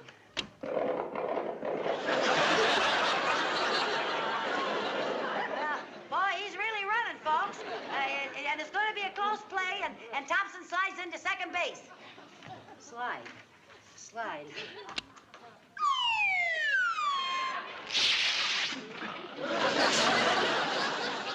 it sounds like he slid into second base, but he left his pants at first base. The umpire's called Thompson out, and Thompson is furious. He is arguing with the umpire. Arguing with the umpire. He's having a little horseradish. I mean, a rhubarb. Arguing. They're having a terrible argument.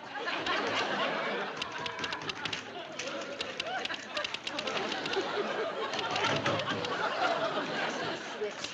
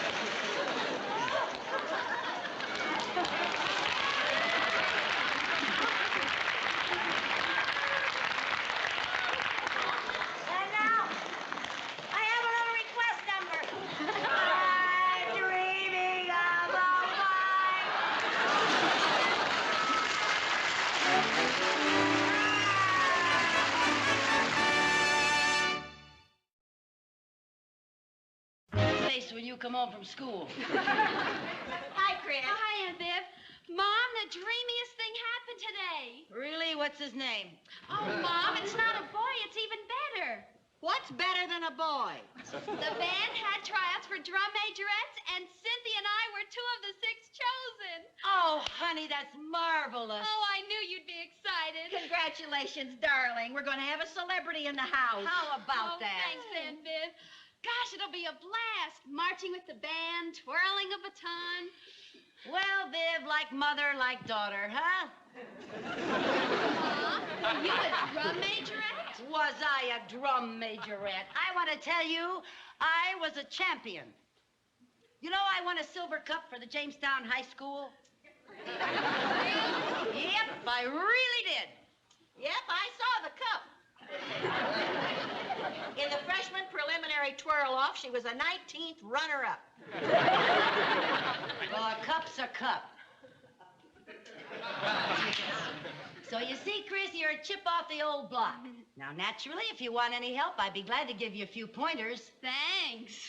Oh, you don't know what a thrill you're in for. Marching in front of your school band, cheering on the Danfield Bears, strutting along, holding your head up high, and twirling your baton. Oh, Mom, I'll need $40.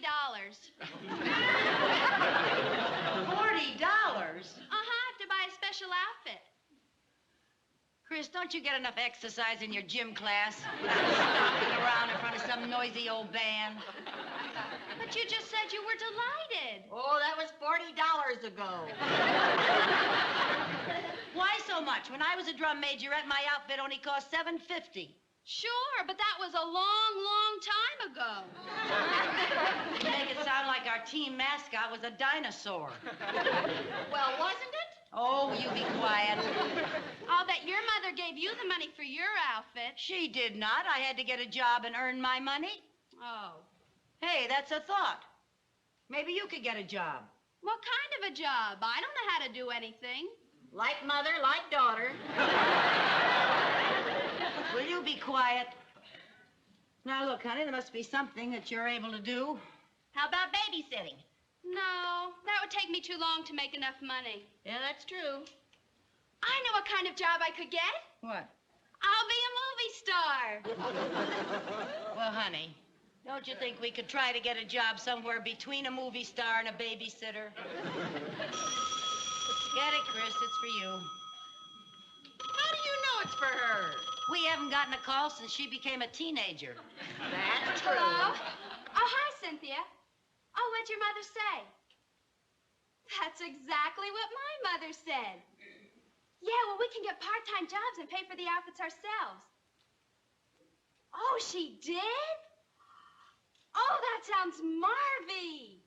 Neato. Yeah, I'll talk to you later, okay? Bye-bye. What? Cynthia knows where we can get jobs. Where? Her mom knows Mr. Wilbur at the ice cream parlor, and he said he might hire us part-time. Marvy! Oh, neato. I wonder if Doris Day started as a soda jerk.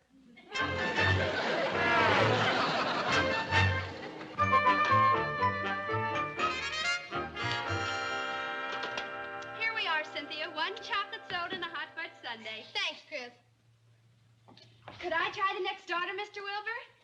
I don't know. Do you think you're ready? Oh, yes, sir. I've been watching you for 2 days now. All right, here you are. Your own scoop. Oh, look. Hi. Doesn't she look adorable? Anybody would look adorable surrounded by all that ice cream. Oh, thanks, son. Look at that. Oh, there's Cynthia. Hi, Cynthia. Hi. How do you like your new job? Gee, it's swell, Mrs. Carmichael. You look so cute in that outfit. Thank you, Mrs. Bagley. Congratulations on becoming a drum majorette. Oh, thank you, Sherman. Aren't you going to say something nice to Cynthia? I'll have a banana split. A banana split, that'll spoil your dinner. I know, but what a way to spoil it. I'll have a banana split, too. Fine. What do you have? Oh, I'll just have a small glass of, My treat. Oh, well, then I'll have a hot fudge sundae with a lot of chopped almonds on it. Would you like a cherry on top? No, thanks, dear. I have to watch my figure. I'll have a chocolate soda, honey. Coming right up. You know, I think I'll go over there and watch Chris while she works.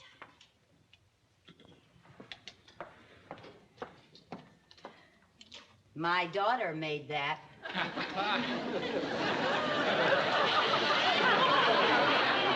Hi, Mr. Wilbur. Hello. You take care of the banana splits. I'll take care of the rest. Okay. It was very nice of you, Mr. Wilbur, to let the girls work here. Has nothing to do with being nice. I need a little extra help.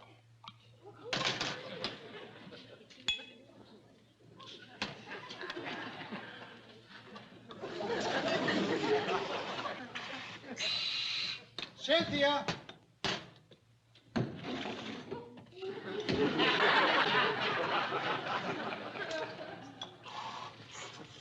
Hey, you do that awfully well. Thank you. I think those are the best banana splits I've ever seen. Thanks. Hurry up with the banana splits. Okay. Mom. What? I've got a little problem. What is it? Well, we have to march in our first parade Saturday, and payday isn't until next week. And I was kind of wondering, well, I don't know how to say this, Mom. You were wondering if I would loan you $40 to pay for your uniform and you'll pay me back. You're a mind reader. No, I'm a mother. Oh, thanks a lot, Mom. Oh, that's all right. Anybody that can make a banana split like that is a very good credit risk. Cynthia! Coming, Mr. Wilbur. There you are. And another.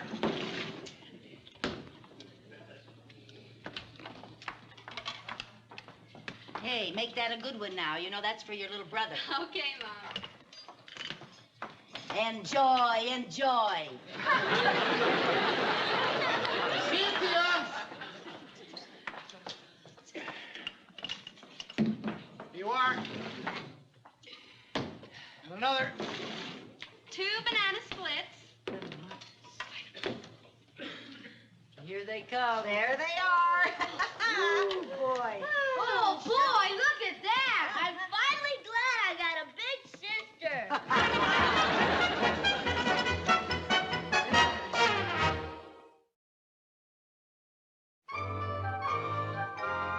Viv, are you ready to have some dinner? I may never eat again after that orgy in the ice cream parlor. Yeah, the boys said they didn't want any either. Oh, bet. Chris, are you ready, honey? I'll be down in a second. She wants us to see how she looks in her new drum majorette outfit. Rave about it. Have you seen it yet? No, not yet. Okay. Oh, Chris, that's just precious. Precious? That's scandalous. Mother! No daughter of mine is going to go prancing around town in that skimpy outfit. Mother! Excuse me. Mother, all drum majorettes wear outfits like this. That costs $40? 2 20s would cover you better. Maybe she could wear this one. That's worse than the one she has on. That's the one you wore in high school.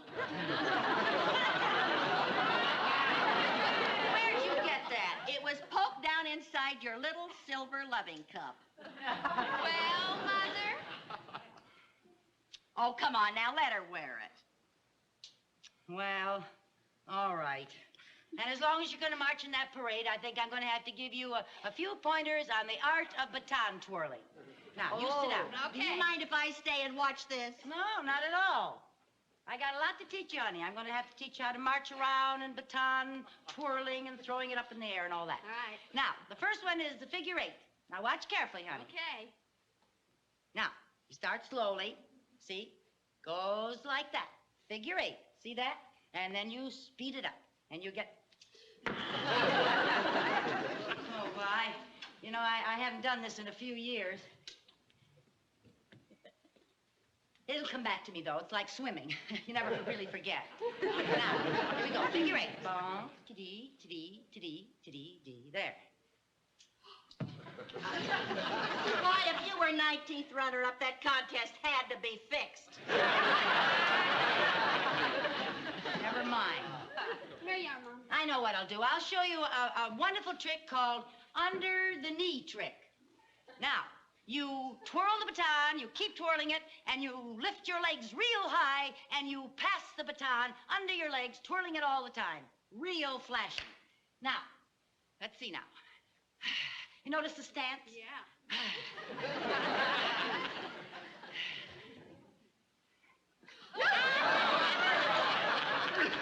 Watch that, will you? My insurance doesn't cover being hit by a flying baton.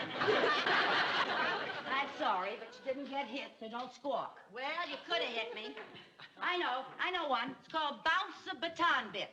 You bounce the baton on the ground, and it goes high up in the air, and while it's up there, you make a complete turn and catch it in the back. It's a beautiful trick. Now then, let's see. Oh,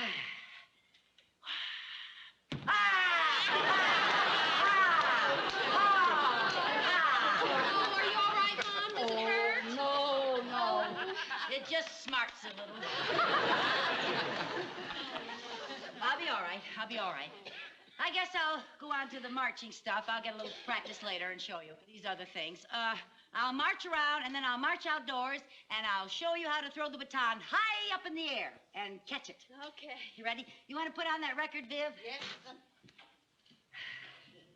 Oh, you're going to get the thrill of your life. I want to tell you. Are you ready? Yeah. Okay.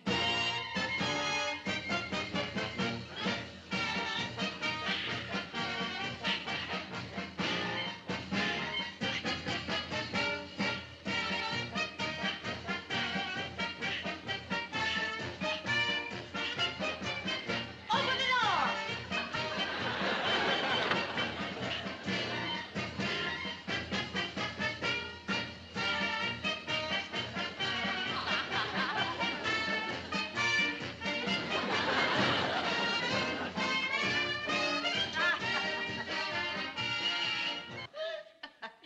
Okay, Chris, stand back. 1, 2, 3, and up she goes.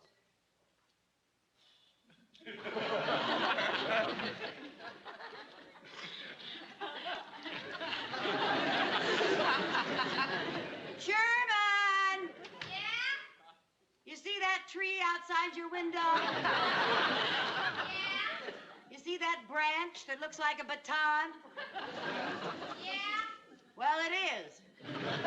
Would you reach out and get it and bring it to me, please? Oh, quiet. Here it is. Thank you, dear.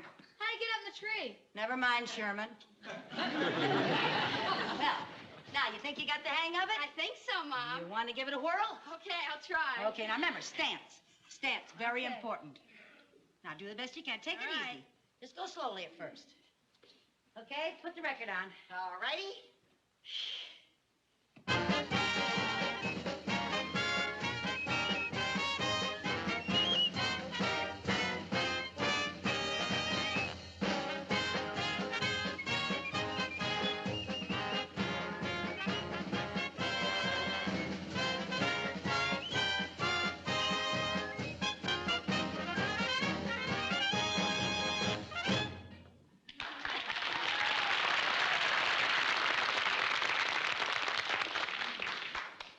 And you were going to teach her?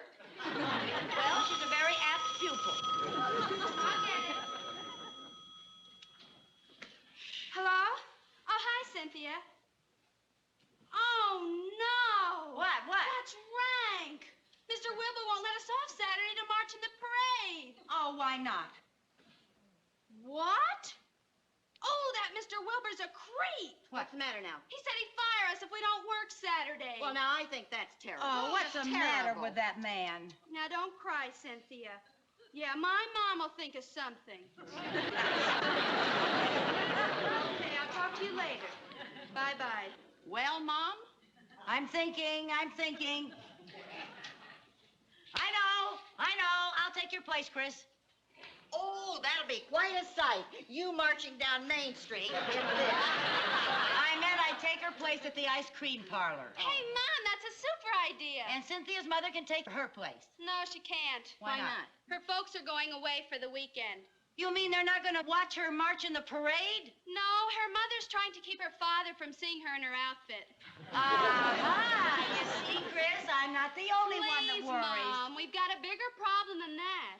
Who's going to take Cynthia's place? I know. Viv, how about you? Oh, okay, I'd be glad to. Oh, now, Viv, you can't refuse. Lucy. Oh, for heaven's sake, Cynthia needs you, honey. It's only going to be an hour or two. Lucy, I said I'd do How it. can you be that selfish? You did? What happened? I just thought I'd save time. I knew you'd talk me into it anyway.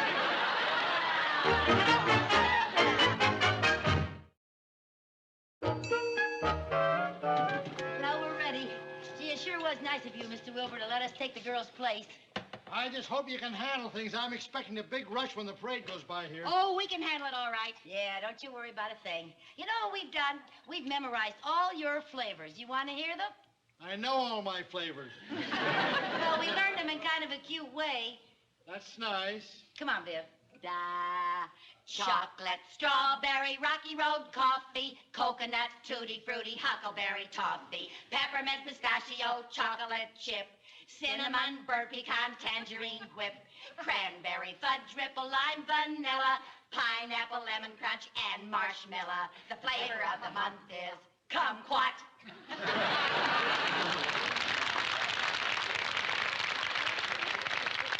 Very nice. Now, Mrs. Bagley, would you take this marshmallow soda? Yes, sir. Put it on a tray and take it over to that table over Yes, there? sir. Biff, remember the tips for the girls are very important, so when you serve the customer, be very charming. Well, now I'm glad you told me that. I fully intended to throw this soda right in the customer's face. Oh, you know what I meant. Turn on the personality. Okay. Mrs. Bagley? Yes, sir? Oh! That was good. Did that very well, didn't Very you? well.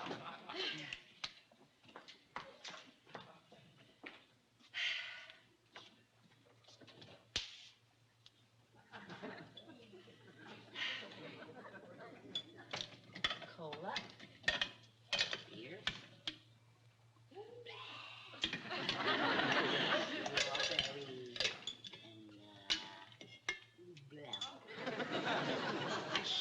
And, pineapple.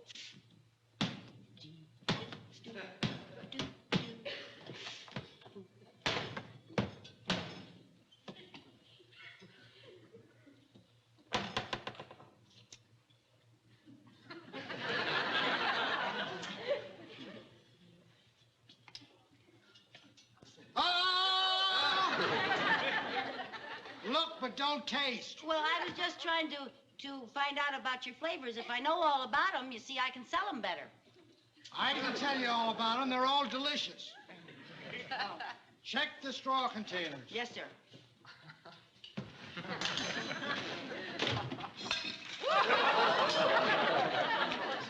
That one was sure filled up.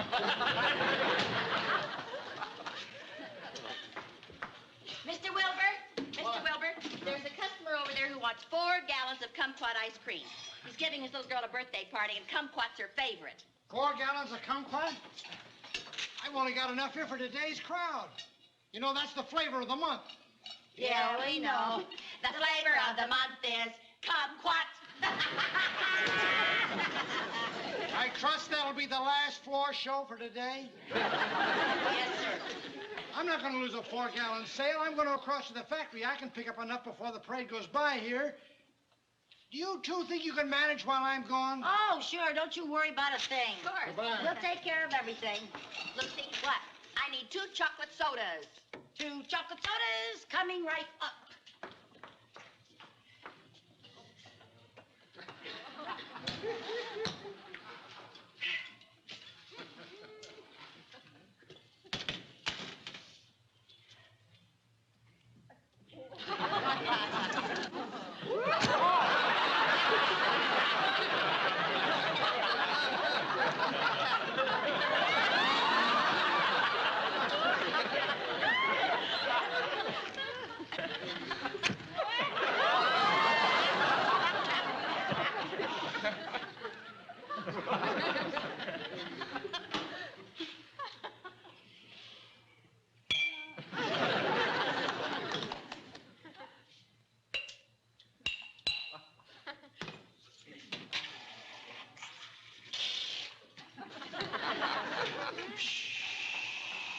Lucy, where are my 2 chocolate sodas? Coming right up, coming right up, coming right up.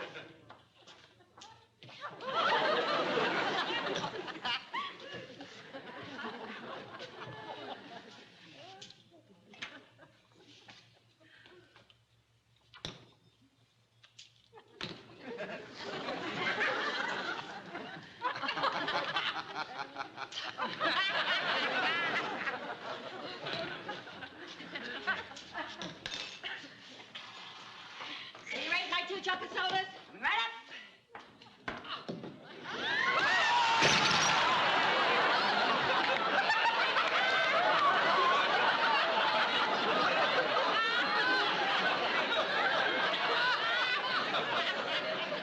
What are you trying to do?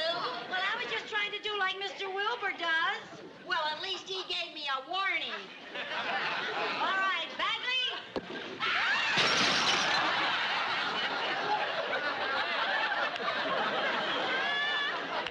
Well, I gave you warning. Oh, sure.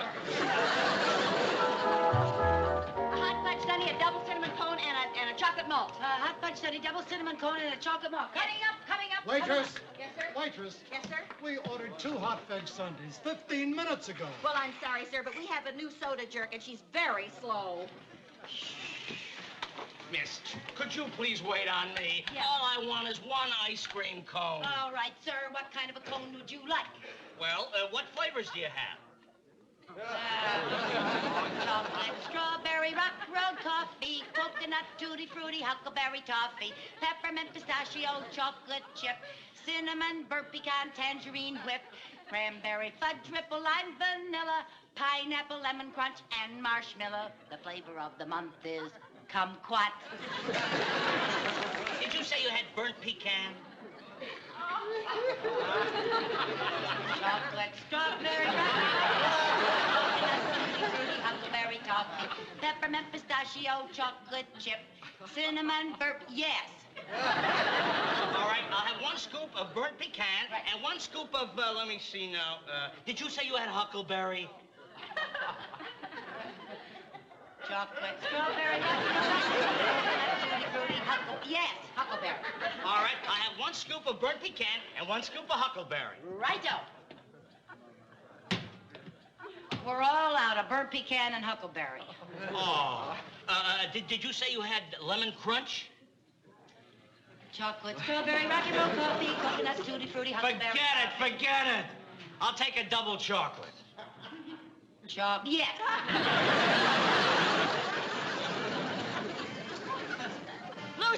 Lucy, the parade is coming. Wait a minute, what's going on here? How about my ice cream cone? Okay. Oh! Listen, give me my cone. Coming right up. Lucy, they're almost here. Lucy, there's Chris! Chris! Oh, no!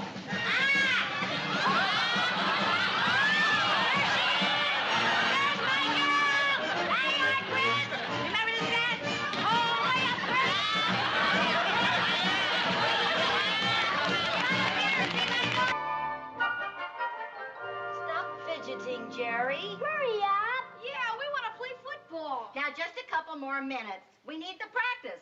Don't you want your mothers to be the best hospital helpers in town? There, I'm finished. Well, what were you treating the patient for? A sprained finger. Well, girl, don't you think you got a little carried away? I look like a short mummy. Mother, look at this. What? I took off the ruffles and raised the hemline, and it still doesn't look grown up enough.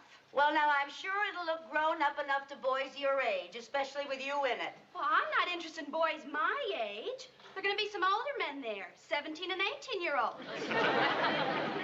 Senior citizens. Just isn't the type of thing a girl should wear to her first formal dance. My dress should be something really special. Oh, honey, I guess you're right. Let's see, the dance is tomorrow night. Take me too long to make one. Not if you made it out of bandages. Can we go play football now? Yes, darling, you're excused. Hey, wait a minute. Aren't you going to take your bandages off? No, this way they'll figure we're already wounded and won't tackle us so hard. Oh, yeah. Be careful now, boys.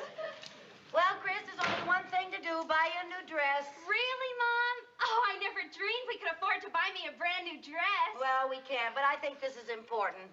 Viv, do you think Grindstaffs would have anything that she would like at a price I could afford? They have an apricot taffeta for $39.50. You didn't dream I'd buy you a new dress, huh?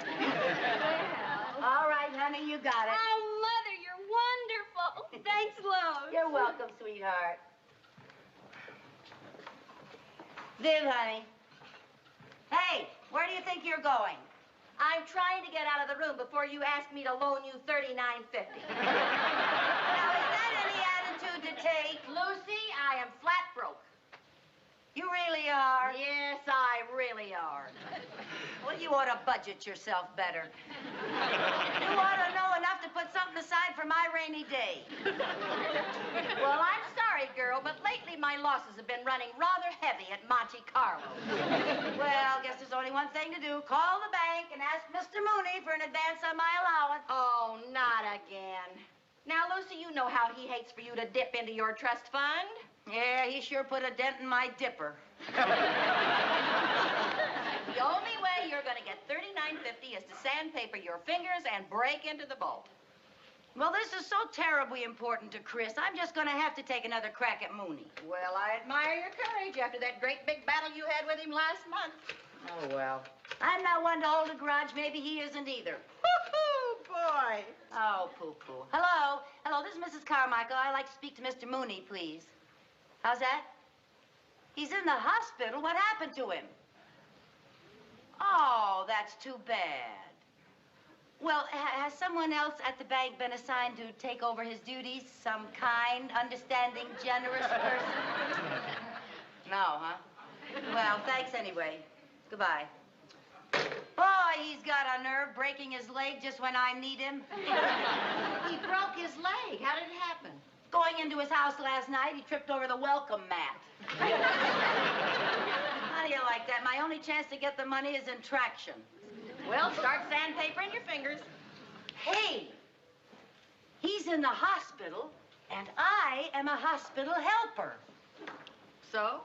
So, what man, even a penny-pinching banker, can resist the kind, gentle, loving care of a kind, gentle, loving hospital helper? I'll soften him up, and then I'll hit him for an advance. But you're not on duty this week. Well, I'll call Audrey Simmons and have her switch assignments with me. And you call Alice Canfield and have her switch assignments with you. Me? What do you need me for? Sometimes us hospital helpers need helpers. Oh, dear, wait till you see me in action. I am going to be Mr. Mooney's angel of mercy. I'm going to out-Nightingale Florence.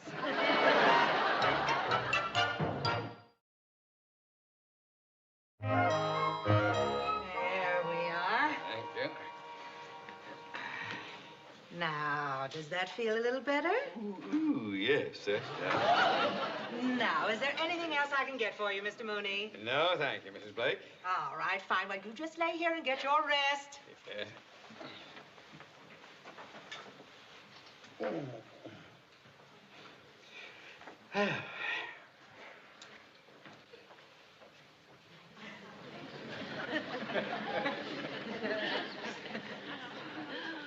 Hello there, Mr. Mooney.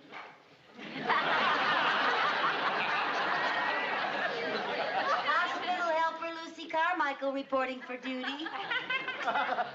Oh, no.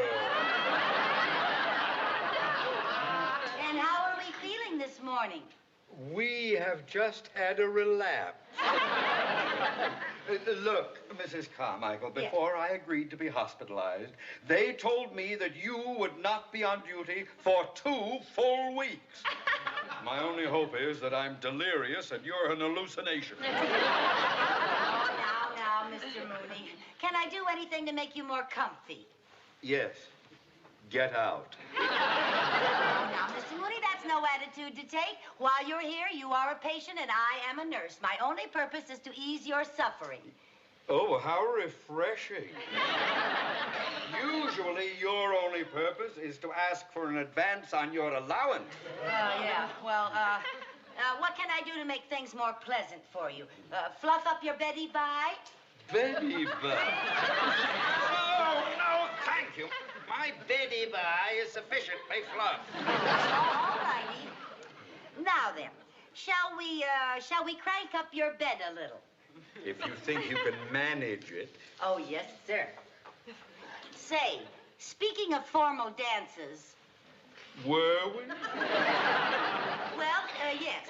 As a matter of fact, we were. That is, my daughter and I were. Crank, Mrs. Carmichael, crank, crank, crank. All righty.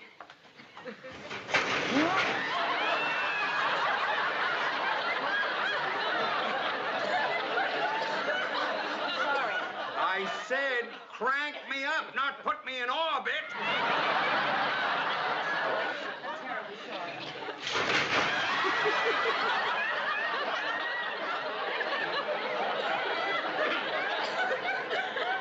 Mrs. Carmichael, will you please get out of here before you break my back? No, I'm terribly sorry, Mr. Mooney. You just relax now. Easy does it. Easy does it. Upsy daisy. There we go. Now, Mrs. Carmichael, will you leave me alone? Say, speaking of alone, I'll get it. Hello? Yes, this is his room. Yes, this is his nurse speaking. Oh, there's a Western Union message for you. Oh, yes, I'll take it. Oh, you happen to have a pen on you? No, I left it in my other hospital coat. Oh, here's one. I don't suppose you have a piece of paper either, do you? You know, I'm afraid I wasn't planning ahead when I slipped on that welcome mat. Oh, all right. Go ahead. Give me the message. Yes. Wishing you a recovery. Friends at the bank. I see. And from George, Elaine, Philip, William, Alice, Eric, Dick, and Virginia. Yes. Now, make sure I got all those names. How many were there?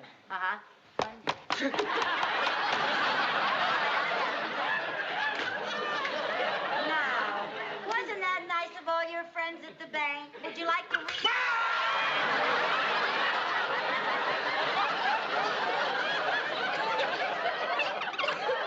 Well, I'm sorry. It's right there, all in a little chunk, if you want to read it. Goodbye, Mrs. Carmichael. Oh, I don't have any place to go. I just want to sit here with you and chat a while. Well, I don't feel like chatting. No, the doctor told me that I had to have plenty of rest. Well, what does he know? It just so happens that chatting helps bones to heal. Oh, this may be a major breakthrough in orthopedics. Chatting helps bones to heal. Oh, and speaking of heel, that reminds me of toe, which reminds me of feet, which reminds me of dancing. Only you would talk about dancing to a man with a broken leg. Mrs. Carmichael. Yes, sir. I know you are an angel of mercy. Oh. But please take wing. Here we are. Oh, I'll take that. Thank you. Thank you. Well, look what we have here, Mr. Mooney, our lunch. We are not very hungry. Well, now, when we are convalescing, we must take our nourishment so that we get strong enough to get out of our Betty Bye. Betty Bye. Mrs. Carmichael.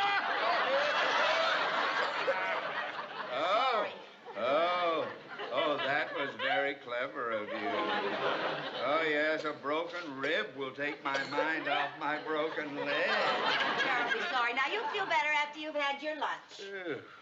Now, let's see what we have. Oh, chicken soup. Chicken soup is very good to calm the nerves.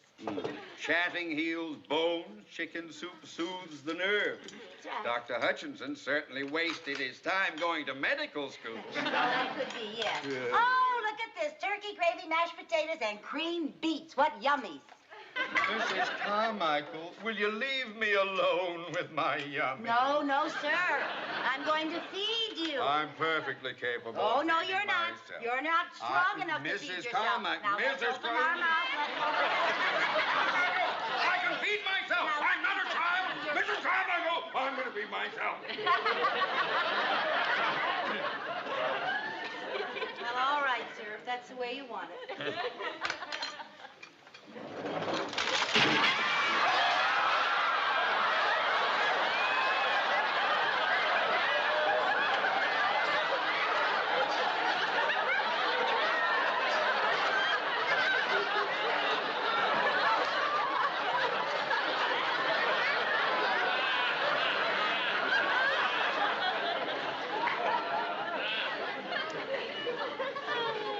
Why did you do that? I'm terribly sorry. I'll clean it up. Out! Out! Help! Mrs. Blake!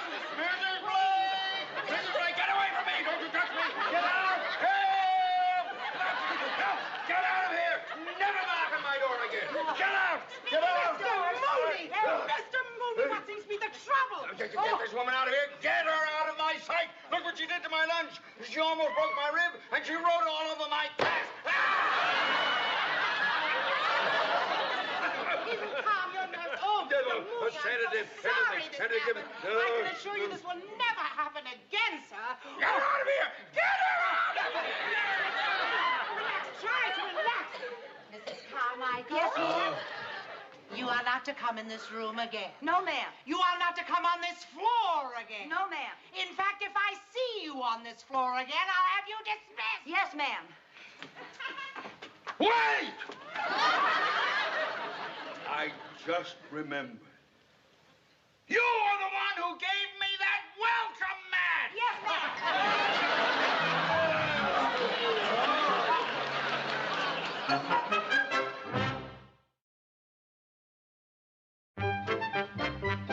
Dr. Jensen, Dr. Merrick, Dr. Stratton, Dr. Edwards, Dr. Edwards, Dr. Edwards.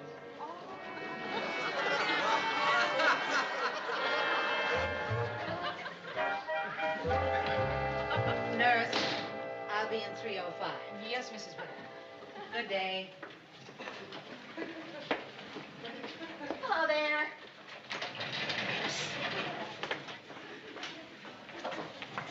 Lucy, what are you doing here? Now, Mrs. Blake gave strict orders that you were not to be on the 3rd floor. I don't care. I've just got to talk to Mr. Mooney. How is he? Well, he's still pretty groggy from that sedative. That's perfect. It is? Yeah. While he's groggy, I'll get him to sign a check. That way he'll be giving me money without knowing it. I said he was groggy, not unconscious. But I just got to get that dress. Now, I think it's worth a try, Viv. Now, Lucy, this whole floor is off limits to you. You'll never make it way down that hall to his room. Oh, yes, I can. I have a plan, but I need your help. Now, come on. Hello.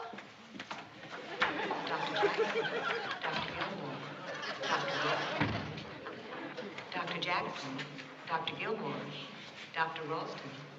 Well, now, here we are, Mrs. Edwards. I'll just get your records, and then we'll be on our way to the solarium.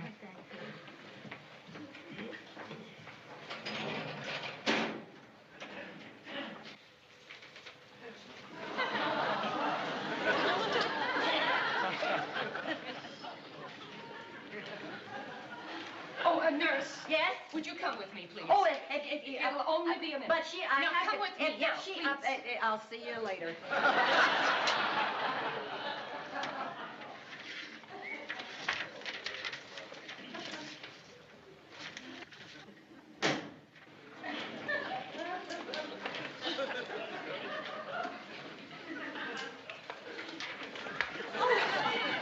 Excuse me.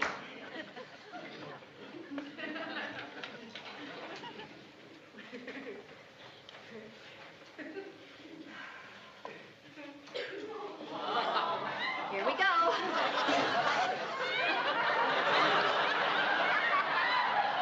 All right, now, Mrs. Edwards, we'll be on our way. Mrs. Edwards, where are you going? Mrs. Edwards, oh! Please now, Mrs. Edwards, let's not be tempted. Excuse me, please. Mrs. Edwards, where are you going? Mrs. Edwards, come back here!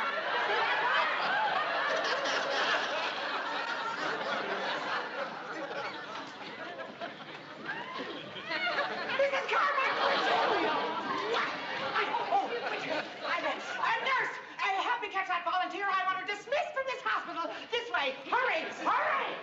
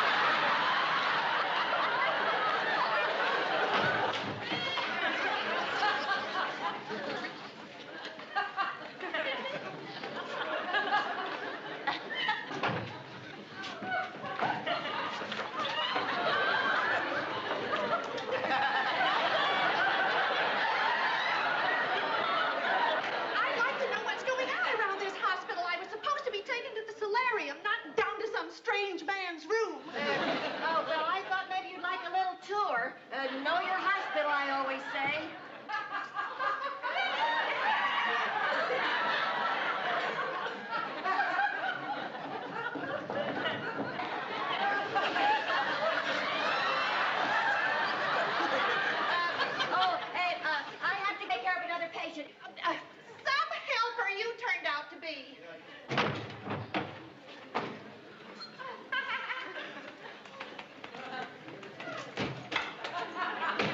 There she is! Grab her!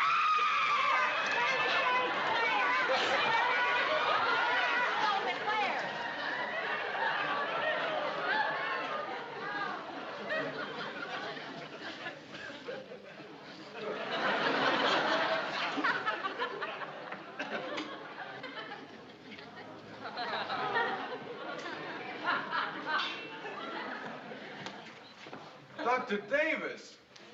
Say, Dr. Davis! I was in the gallery when you operated just now. May I congratulate you on that gastric resection? Thank you. I noticed you also repaired a diaphragmatic hernia, besides doing a vagotomy. I did. Oh, I did. Say, Dr. Davis, if you have a few moments, I'd be so honored if you'd care to come and observe. I'm doing my first autopsy. Well,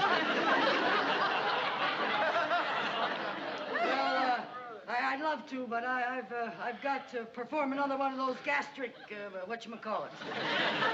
Another one? It's not on the same man.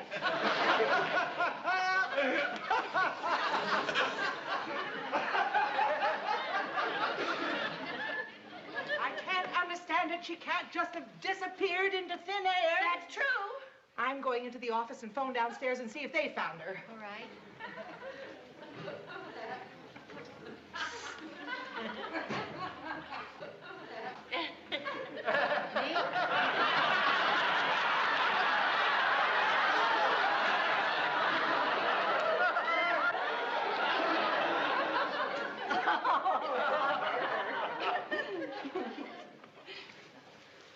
Oh, it's only you. Where have you been? Where did you go?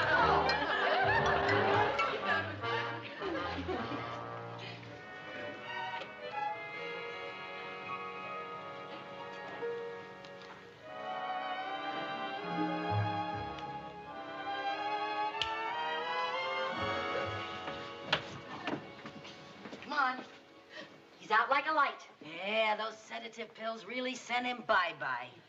Well, what do we do now? Wake him up? Yeah, but we have to be very careful how we wake him up. We want him to be awake enough to sign the check, but not awake enough to know that he's doing it. Mr. Mooney. Mr. Mooney. Come on, Mr. Mooney. Wake up. Mr. Mooney. Hey, come Mr. on. Mooney. I got an idea. Mr. Mooney. Mr. Mooney. There's a run on the bank. Wait. Oh, Mr. Mooney.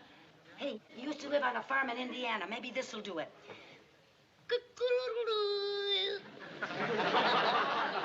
What was that? A rooster. Well, it sounded more like a lovesick hummingbird. I can crow. Let me do it. Okay.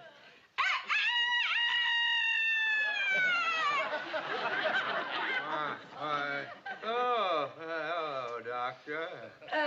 Hello, Mr. Mooney. How are you feeling? I feel a little groggy. Yes, well, you feel a lot better once I set your leg. And before I do, I have to have your signature on the release to give me permission. Glad to know. You just sign right there, Mr. Mooney. Here. Mr. Mooney. Mr. Mooney, wake up. Do the rooster again.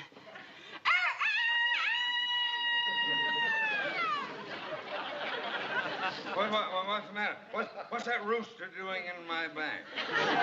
Yeah, well, that's right, Mr. Mooney. We're at the bank, and we're getting up a birthday card for Mr. Bentley, the teller, and we want everyone to sign, and you're the last one to sign. Oh, I have a sweet thought. Oh, for he's a jolly good fellow. For he's a jolly good fellow. For he's a jolly good fellow. Mr. Mooney, Mr. Mooney. Oh, he signed it. He did. Got it, yeah. Oh, just go get the dress. Oh, wait a minute. What? Look at the way he signed it. Theodore J. Betty by. Oh. Come on, Mr. Mooney. Mr. Mooney. Mr. Mooney was do another cock-a-doodle-doo.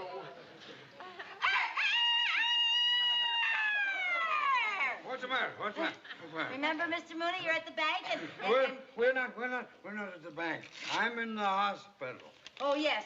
Yes, you're in the hospital, and we would like you to sign our guest book.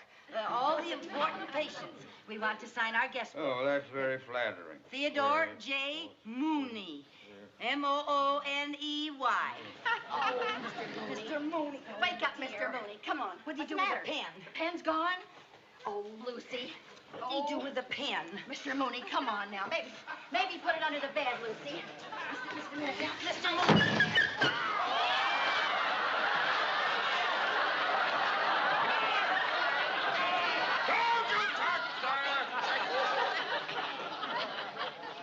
What are you doing under my cast, Dr. Carmichael?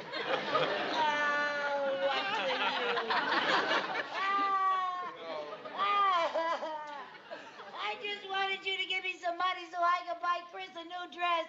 She's going to her first formal dance. Well, in that case, I will give you the advance. It's so important to a teenage girl, her very first formal dance.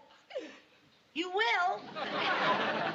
That is the first sensible reason you have ever given for asking for an advance on your allowance. Oh, Mr. Mooney, you're a doll. Quick, Viv, get his leg off here so I can give him a big kiss. Okay. And let her lie. You let her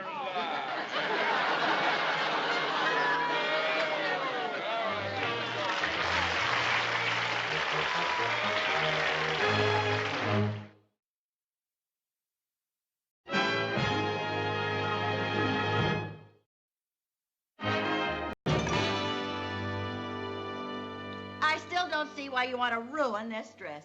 I'm not going to ruin it. I just want you to shorten it. They're wearing them short this year. Okay, I'll shorten it. All right. Viv, I don't want you to cut it. I just want you to turn the hem up. They might be wearing them long next year. Turn that big hem up. It'll be up under your chin. Oh, come on now, Viv, do it for me. I fixed yours the way you wanted it, skin tight.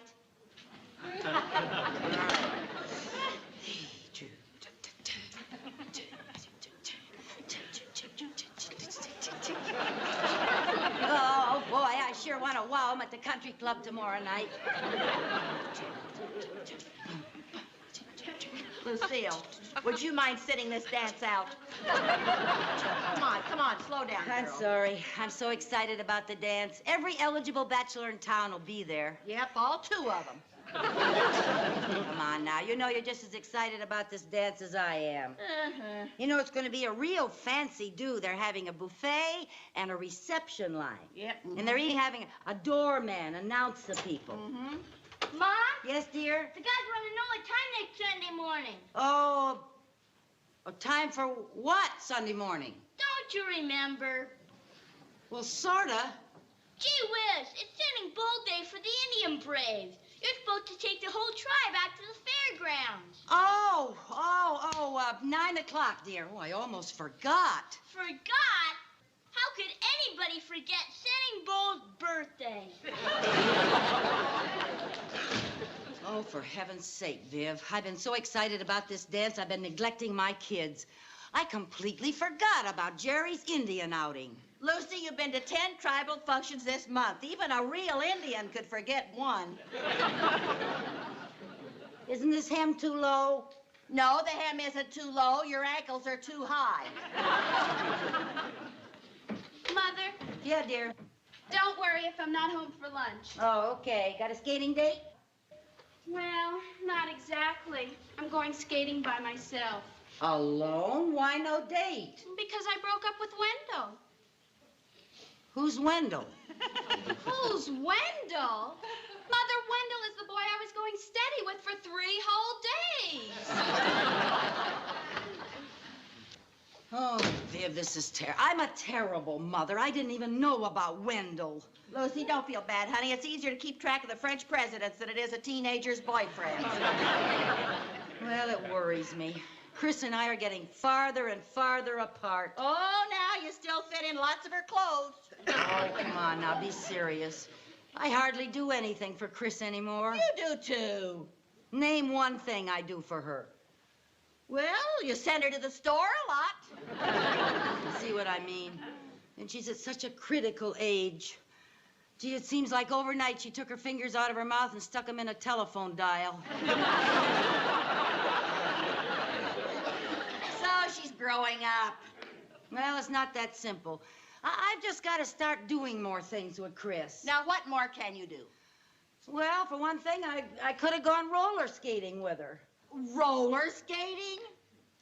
By golly, that's just what I'm going to do. I'm going down to Carlisle's sporting goods store and buy some skates. Now, listen, Lucy. Mr. Mooney said if he caught you buying one more luxury item, he was going to kill you. Oh, Mr. Mooney, and he's not going to catch me. All I'm going to buy is skates, and those are a necessity if it's going to bring me any closer to my daughter. Come on, get me out of this. Oh, Lucy, this is so silly. Come on, you zip don't know it. how to skate. Well, you haven't been on a pair of skates for years and years.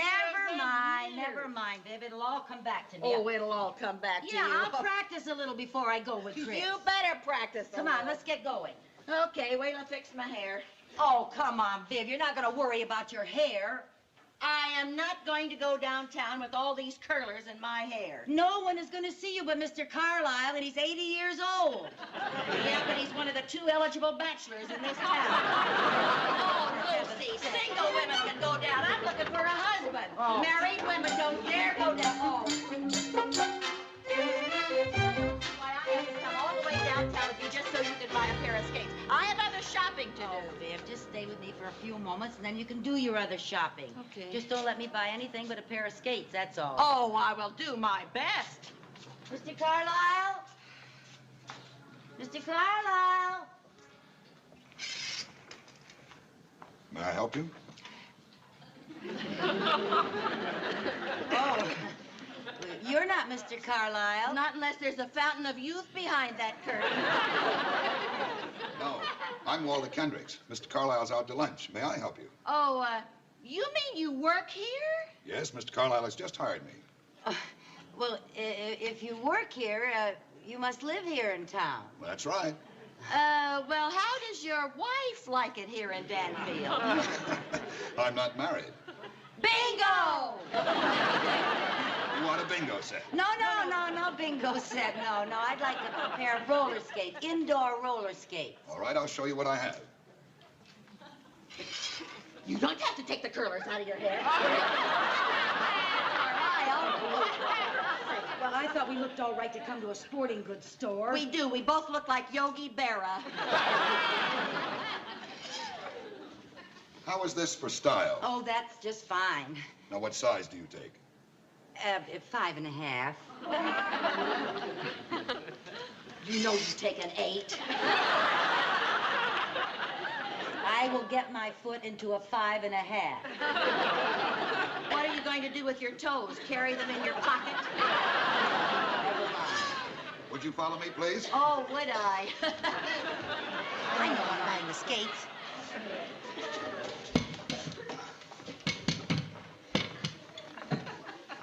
I just want to watch. Let's try these.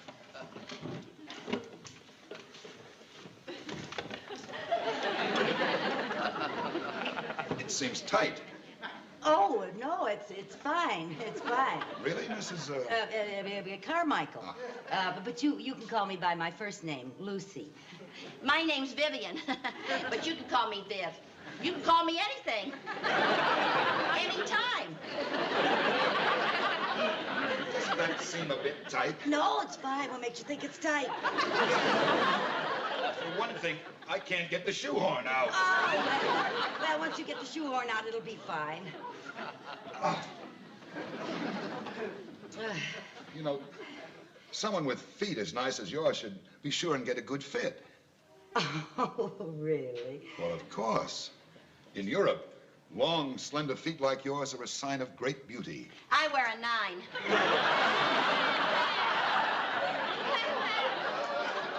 Double X. She stamps out fires. Let's try another pair.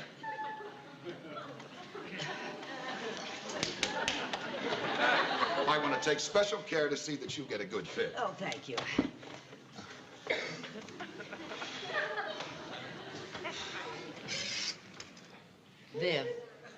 Viv, haven't you got some other shopping to do? Yes, I have. Right here.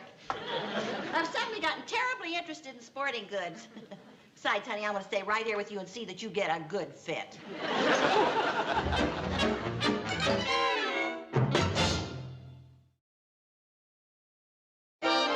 How much is it, Walter? That's $59.60 for you, Lucy, and $8.50 for you, Bev. You sure are a good adder, Walt. Charge it. All right. Mine, too. I'll get your other packages. Okay. Oh, boy, were you ridiculous buying all those silly things just so you could talk a little longer to Walter. I was ridiculous. You're the one that bought the 3 bean bags and the polo whip. Well, you never can tell when you might want to whip a polo. There you are. Well, thank you. Well, don't forget, the dance tomorrow night. You'll be there. Oh, I wouldn't miss it for the world, especially if both you ladies will be there. Yeah, we'll be there. Goodbye. Bye, Walter. So long. Bye. Mr. Mooney! Mr. Mooney! If he sees me with this stuff, he'll clobber me. And he'll use me for the club. Oh, we gotta hide. Where, Lucy? He's coming now.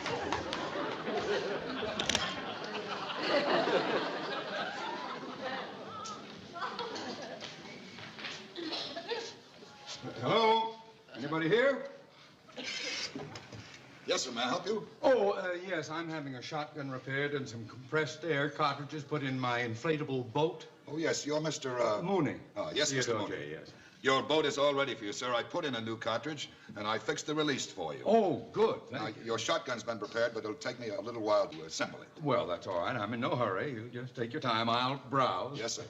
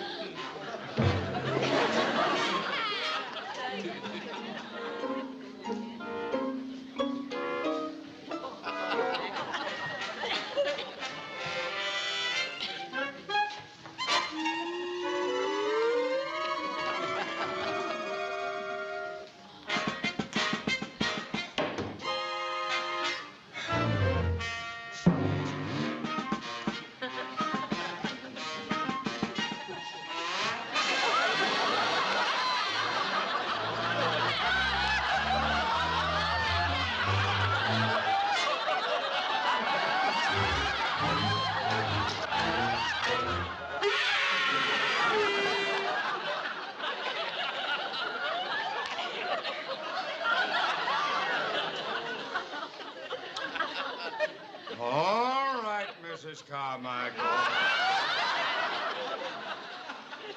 How'd you know it was me? Smokey the Bear told me.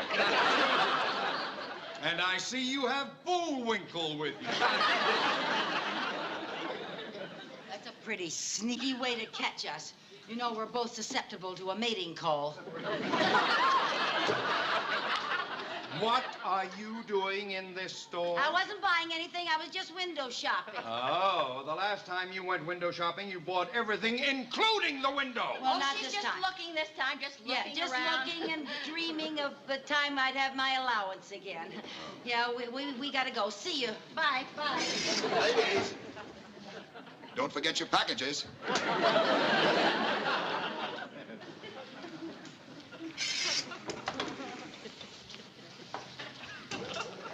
Mrs. Carmichael, you have been on another buying spree. No, I haven't. Why must you go through a store like a shark through a school of herring?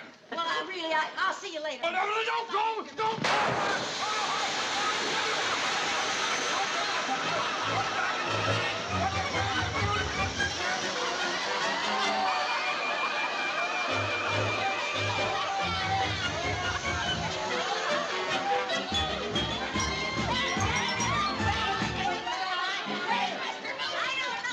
Come on, let's get out of here.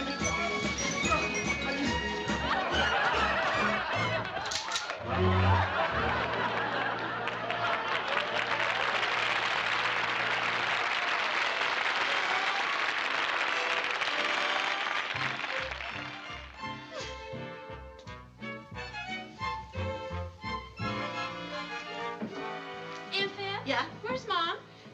She's out. She'll be back pretty soon.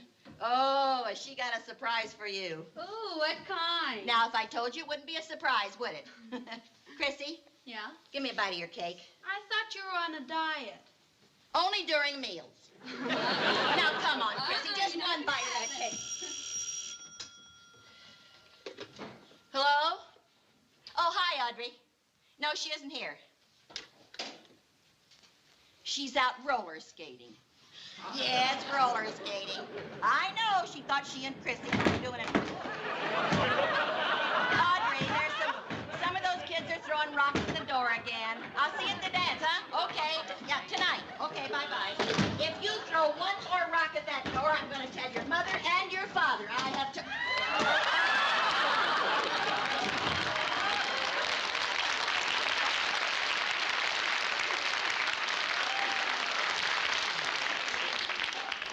What happened? Everything.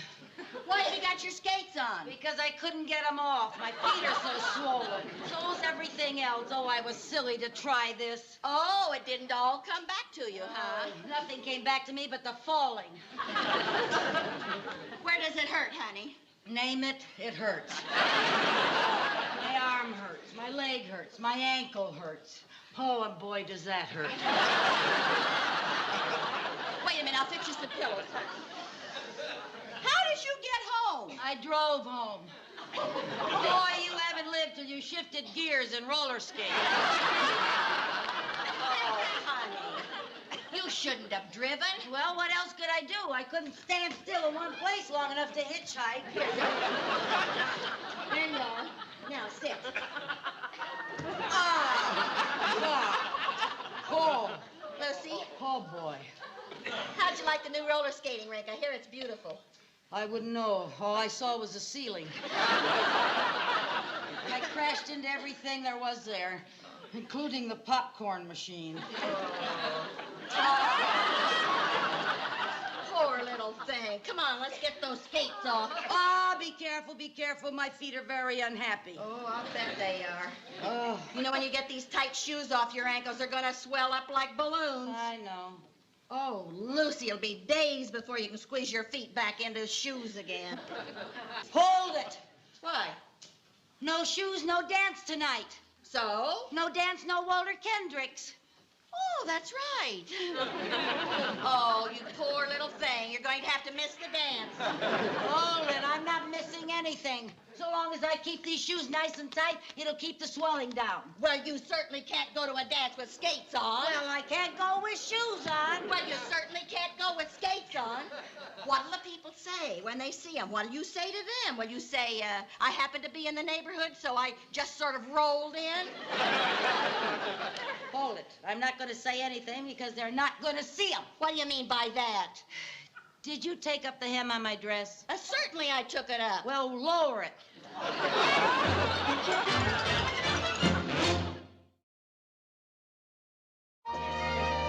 Mr. and Mrs. Tom Baldridge.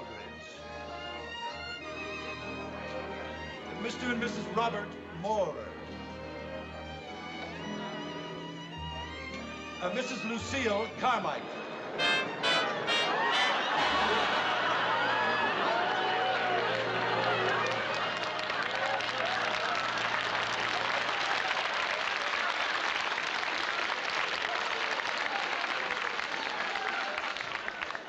Good evening, Mr. Mooney.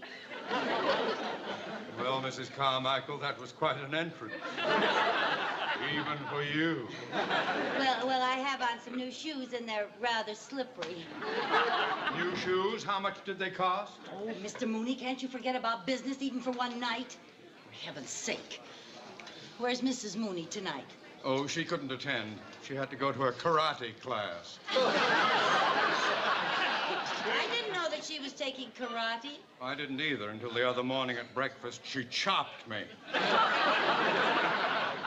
Well, if you'll excuse me, I'll go to the buffet table. I'm a buffet buff, you know. Mrs. Vivian Bagley. Hello. Good evening, good evening, good evening. Hello, Mr. Mooney. Why didn't you wait for me? How did I know it was downhill all the way from the parking lot? Walter Kendricks? I came in here so fast I didn't see anybody. Oh. Listen, let me lean on you, will you, Viv? Okay. Hi there. Oh, there's Walter. Where? Warn me before you move. Hello, Walter. Excuse Hi, me. Walter. Hello, Vivian. Hi. Hello, Lucy. Hello, Walter. How about a glass of punch? Can I bring you some? Oh, I'll go with you. Oh, that would be... How about you, Lucy? Well, no, I'll stay here with the pole. I mean, I'll stay here by the pole. I'll just stay here. That's nice. Come on, Walter, let's go.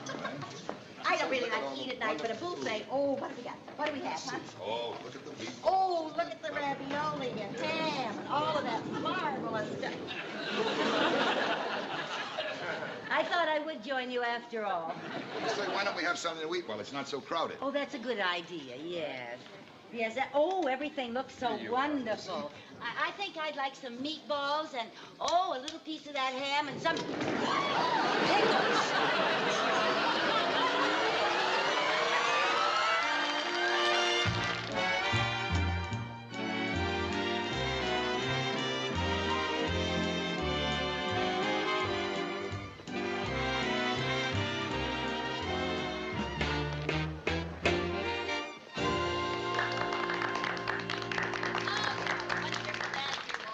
Oh, Lucy, Walter is the most wonderful dancer. How about a dance, Lucy? You haven't danced all evening. Oh, well, thank you, Walter, but I'm really not in the mood. Well, can I bring you a cup of punch? Oh, that would be nice. All right. Excuse Thank me. you. Do you have to dance every dance with him? Oh, don't be such a sorehead. I've only danced 5 dances with him. Some pal you are. Just because you know I can't dance, you're monopolizing him. Oh, okay. I'll find somebody else to dance with, and you sit this one out with him, all right? Thank you. All right. Mr. Mooney. Mr. Mooney. Would you like to dance? Why, yes. Do you know someone? I meant me. Oh, I'm sorry.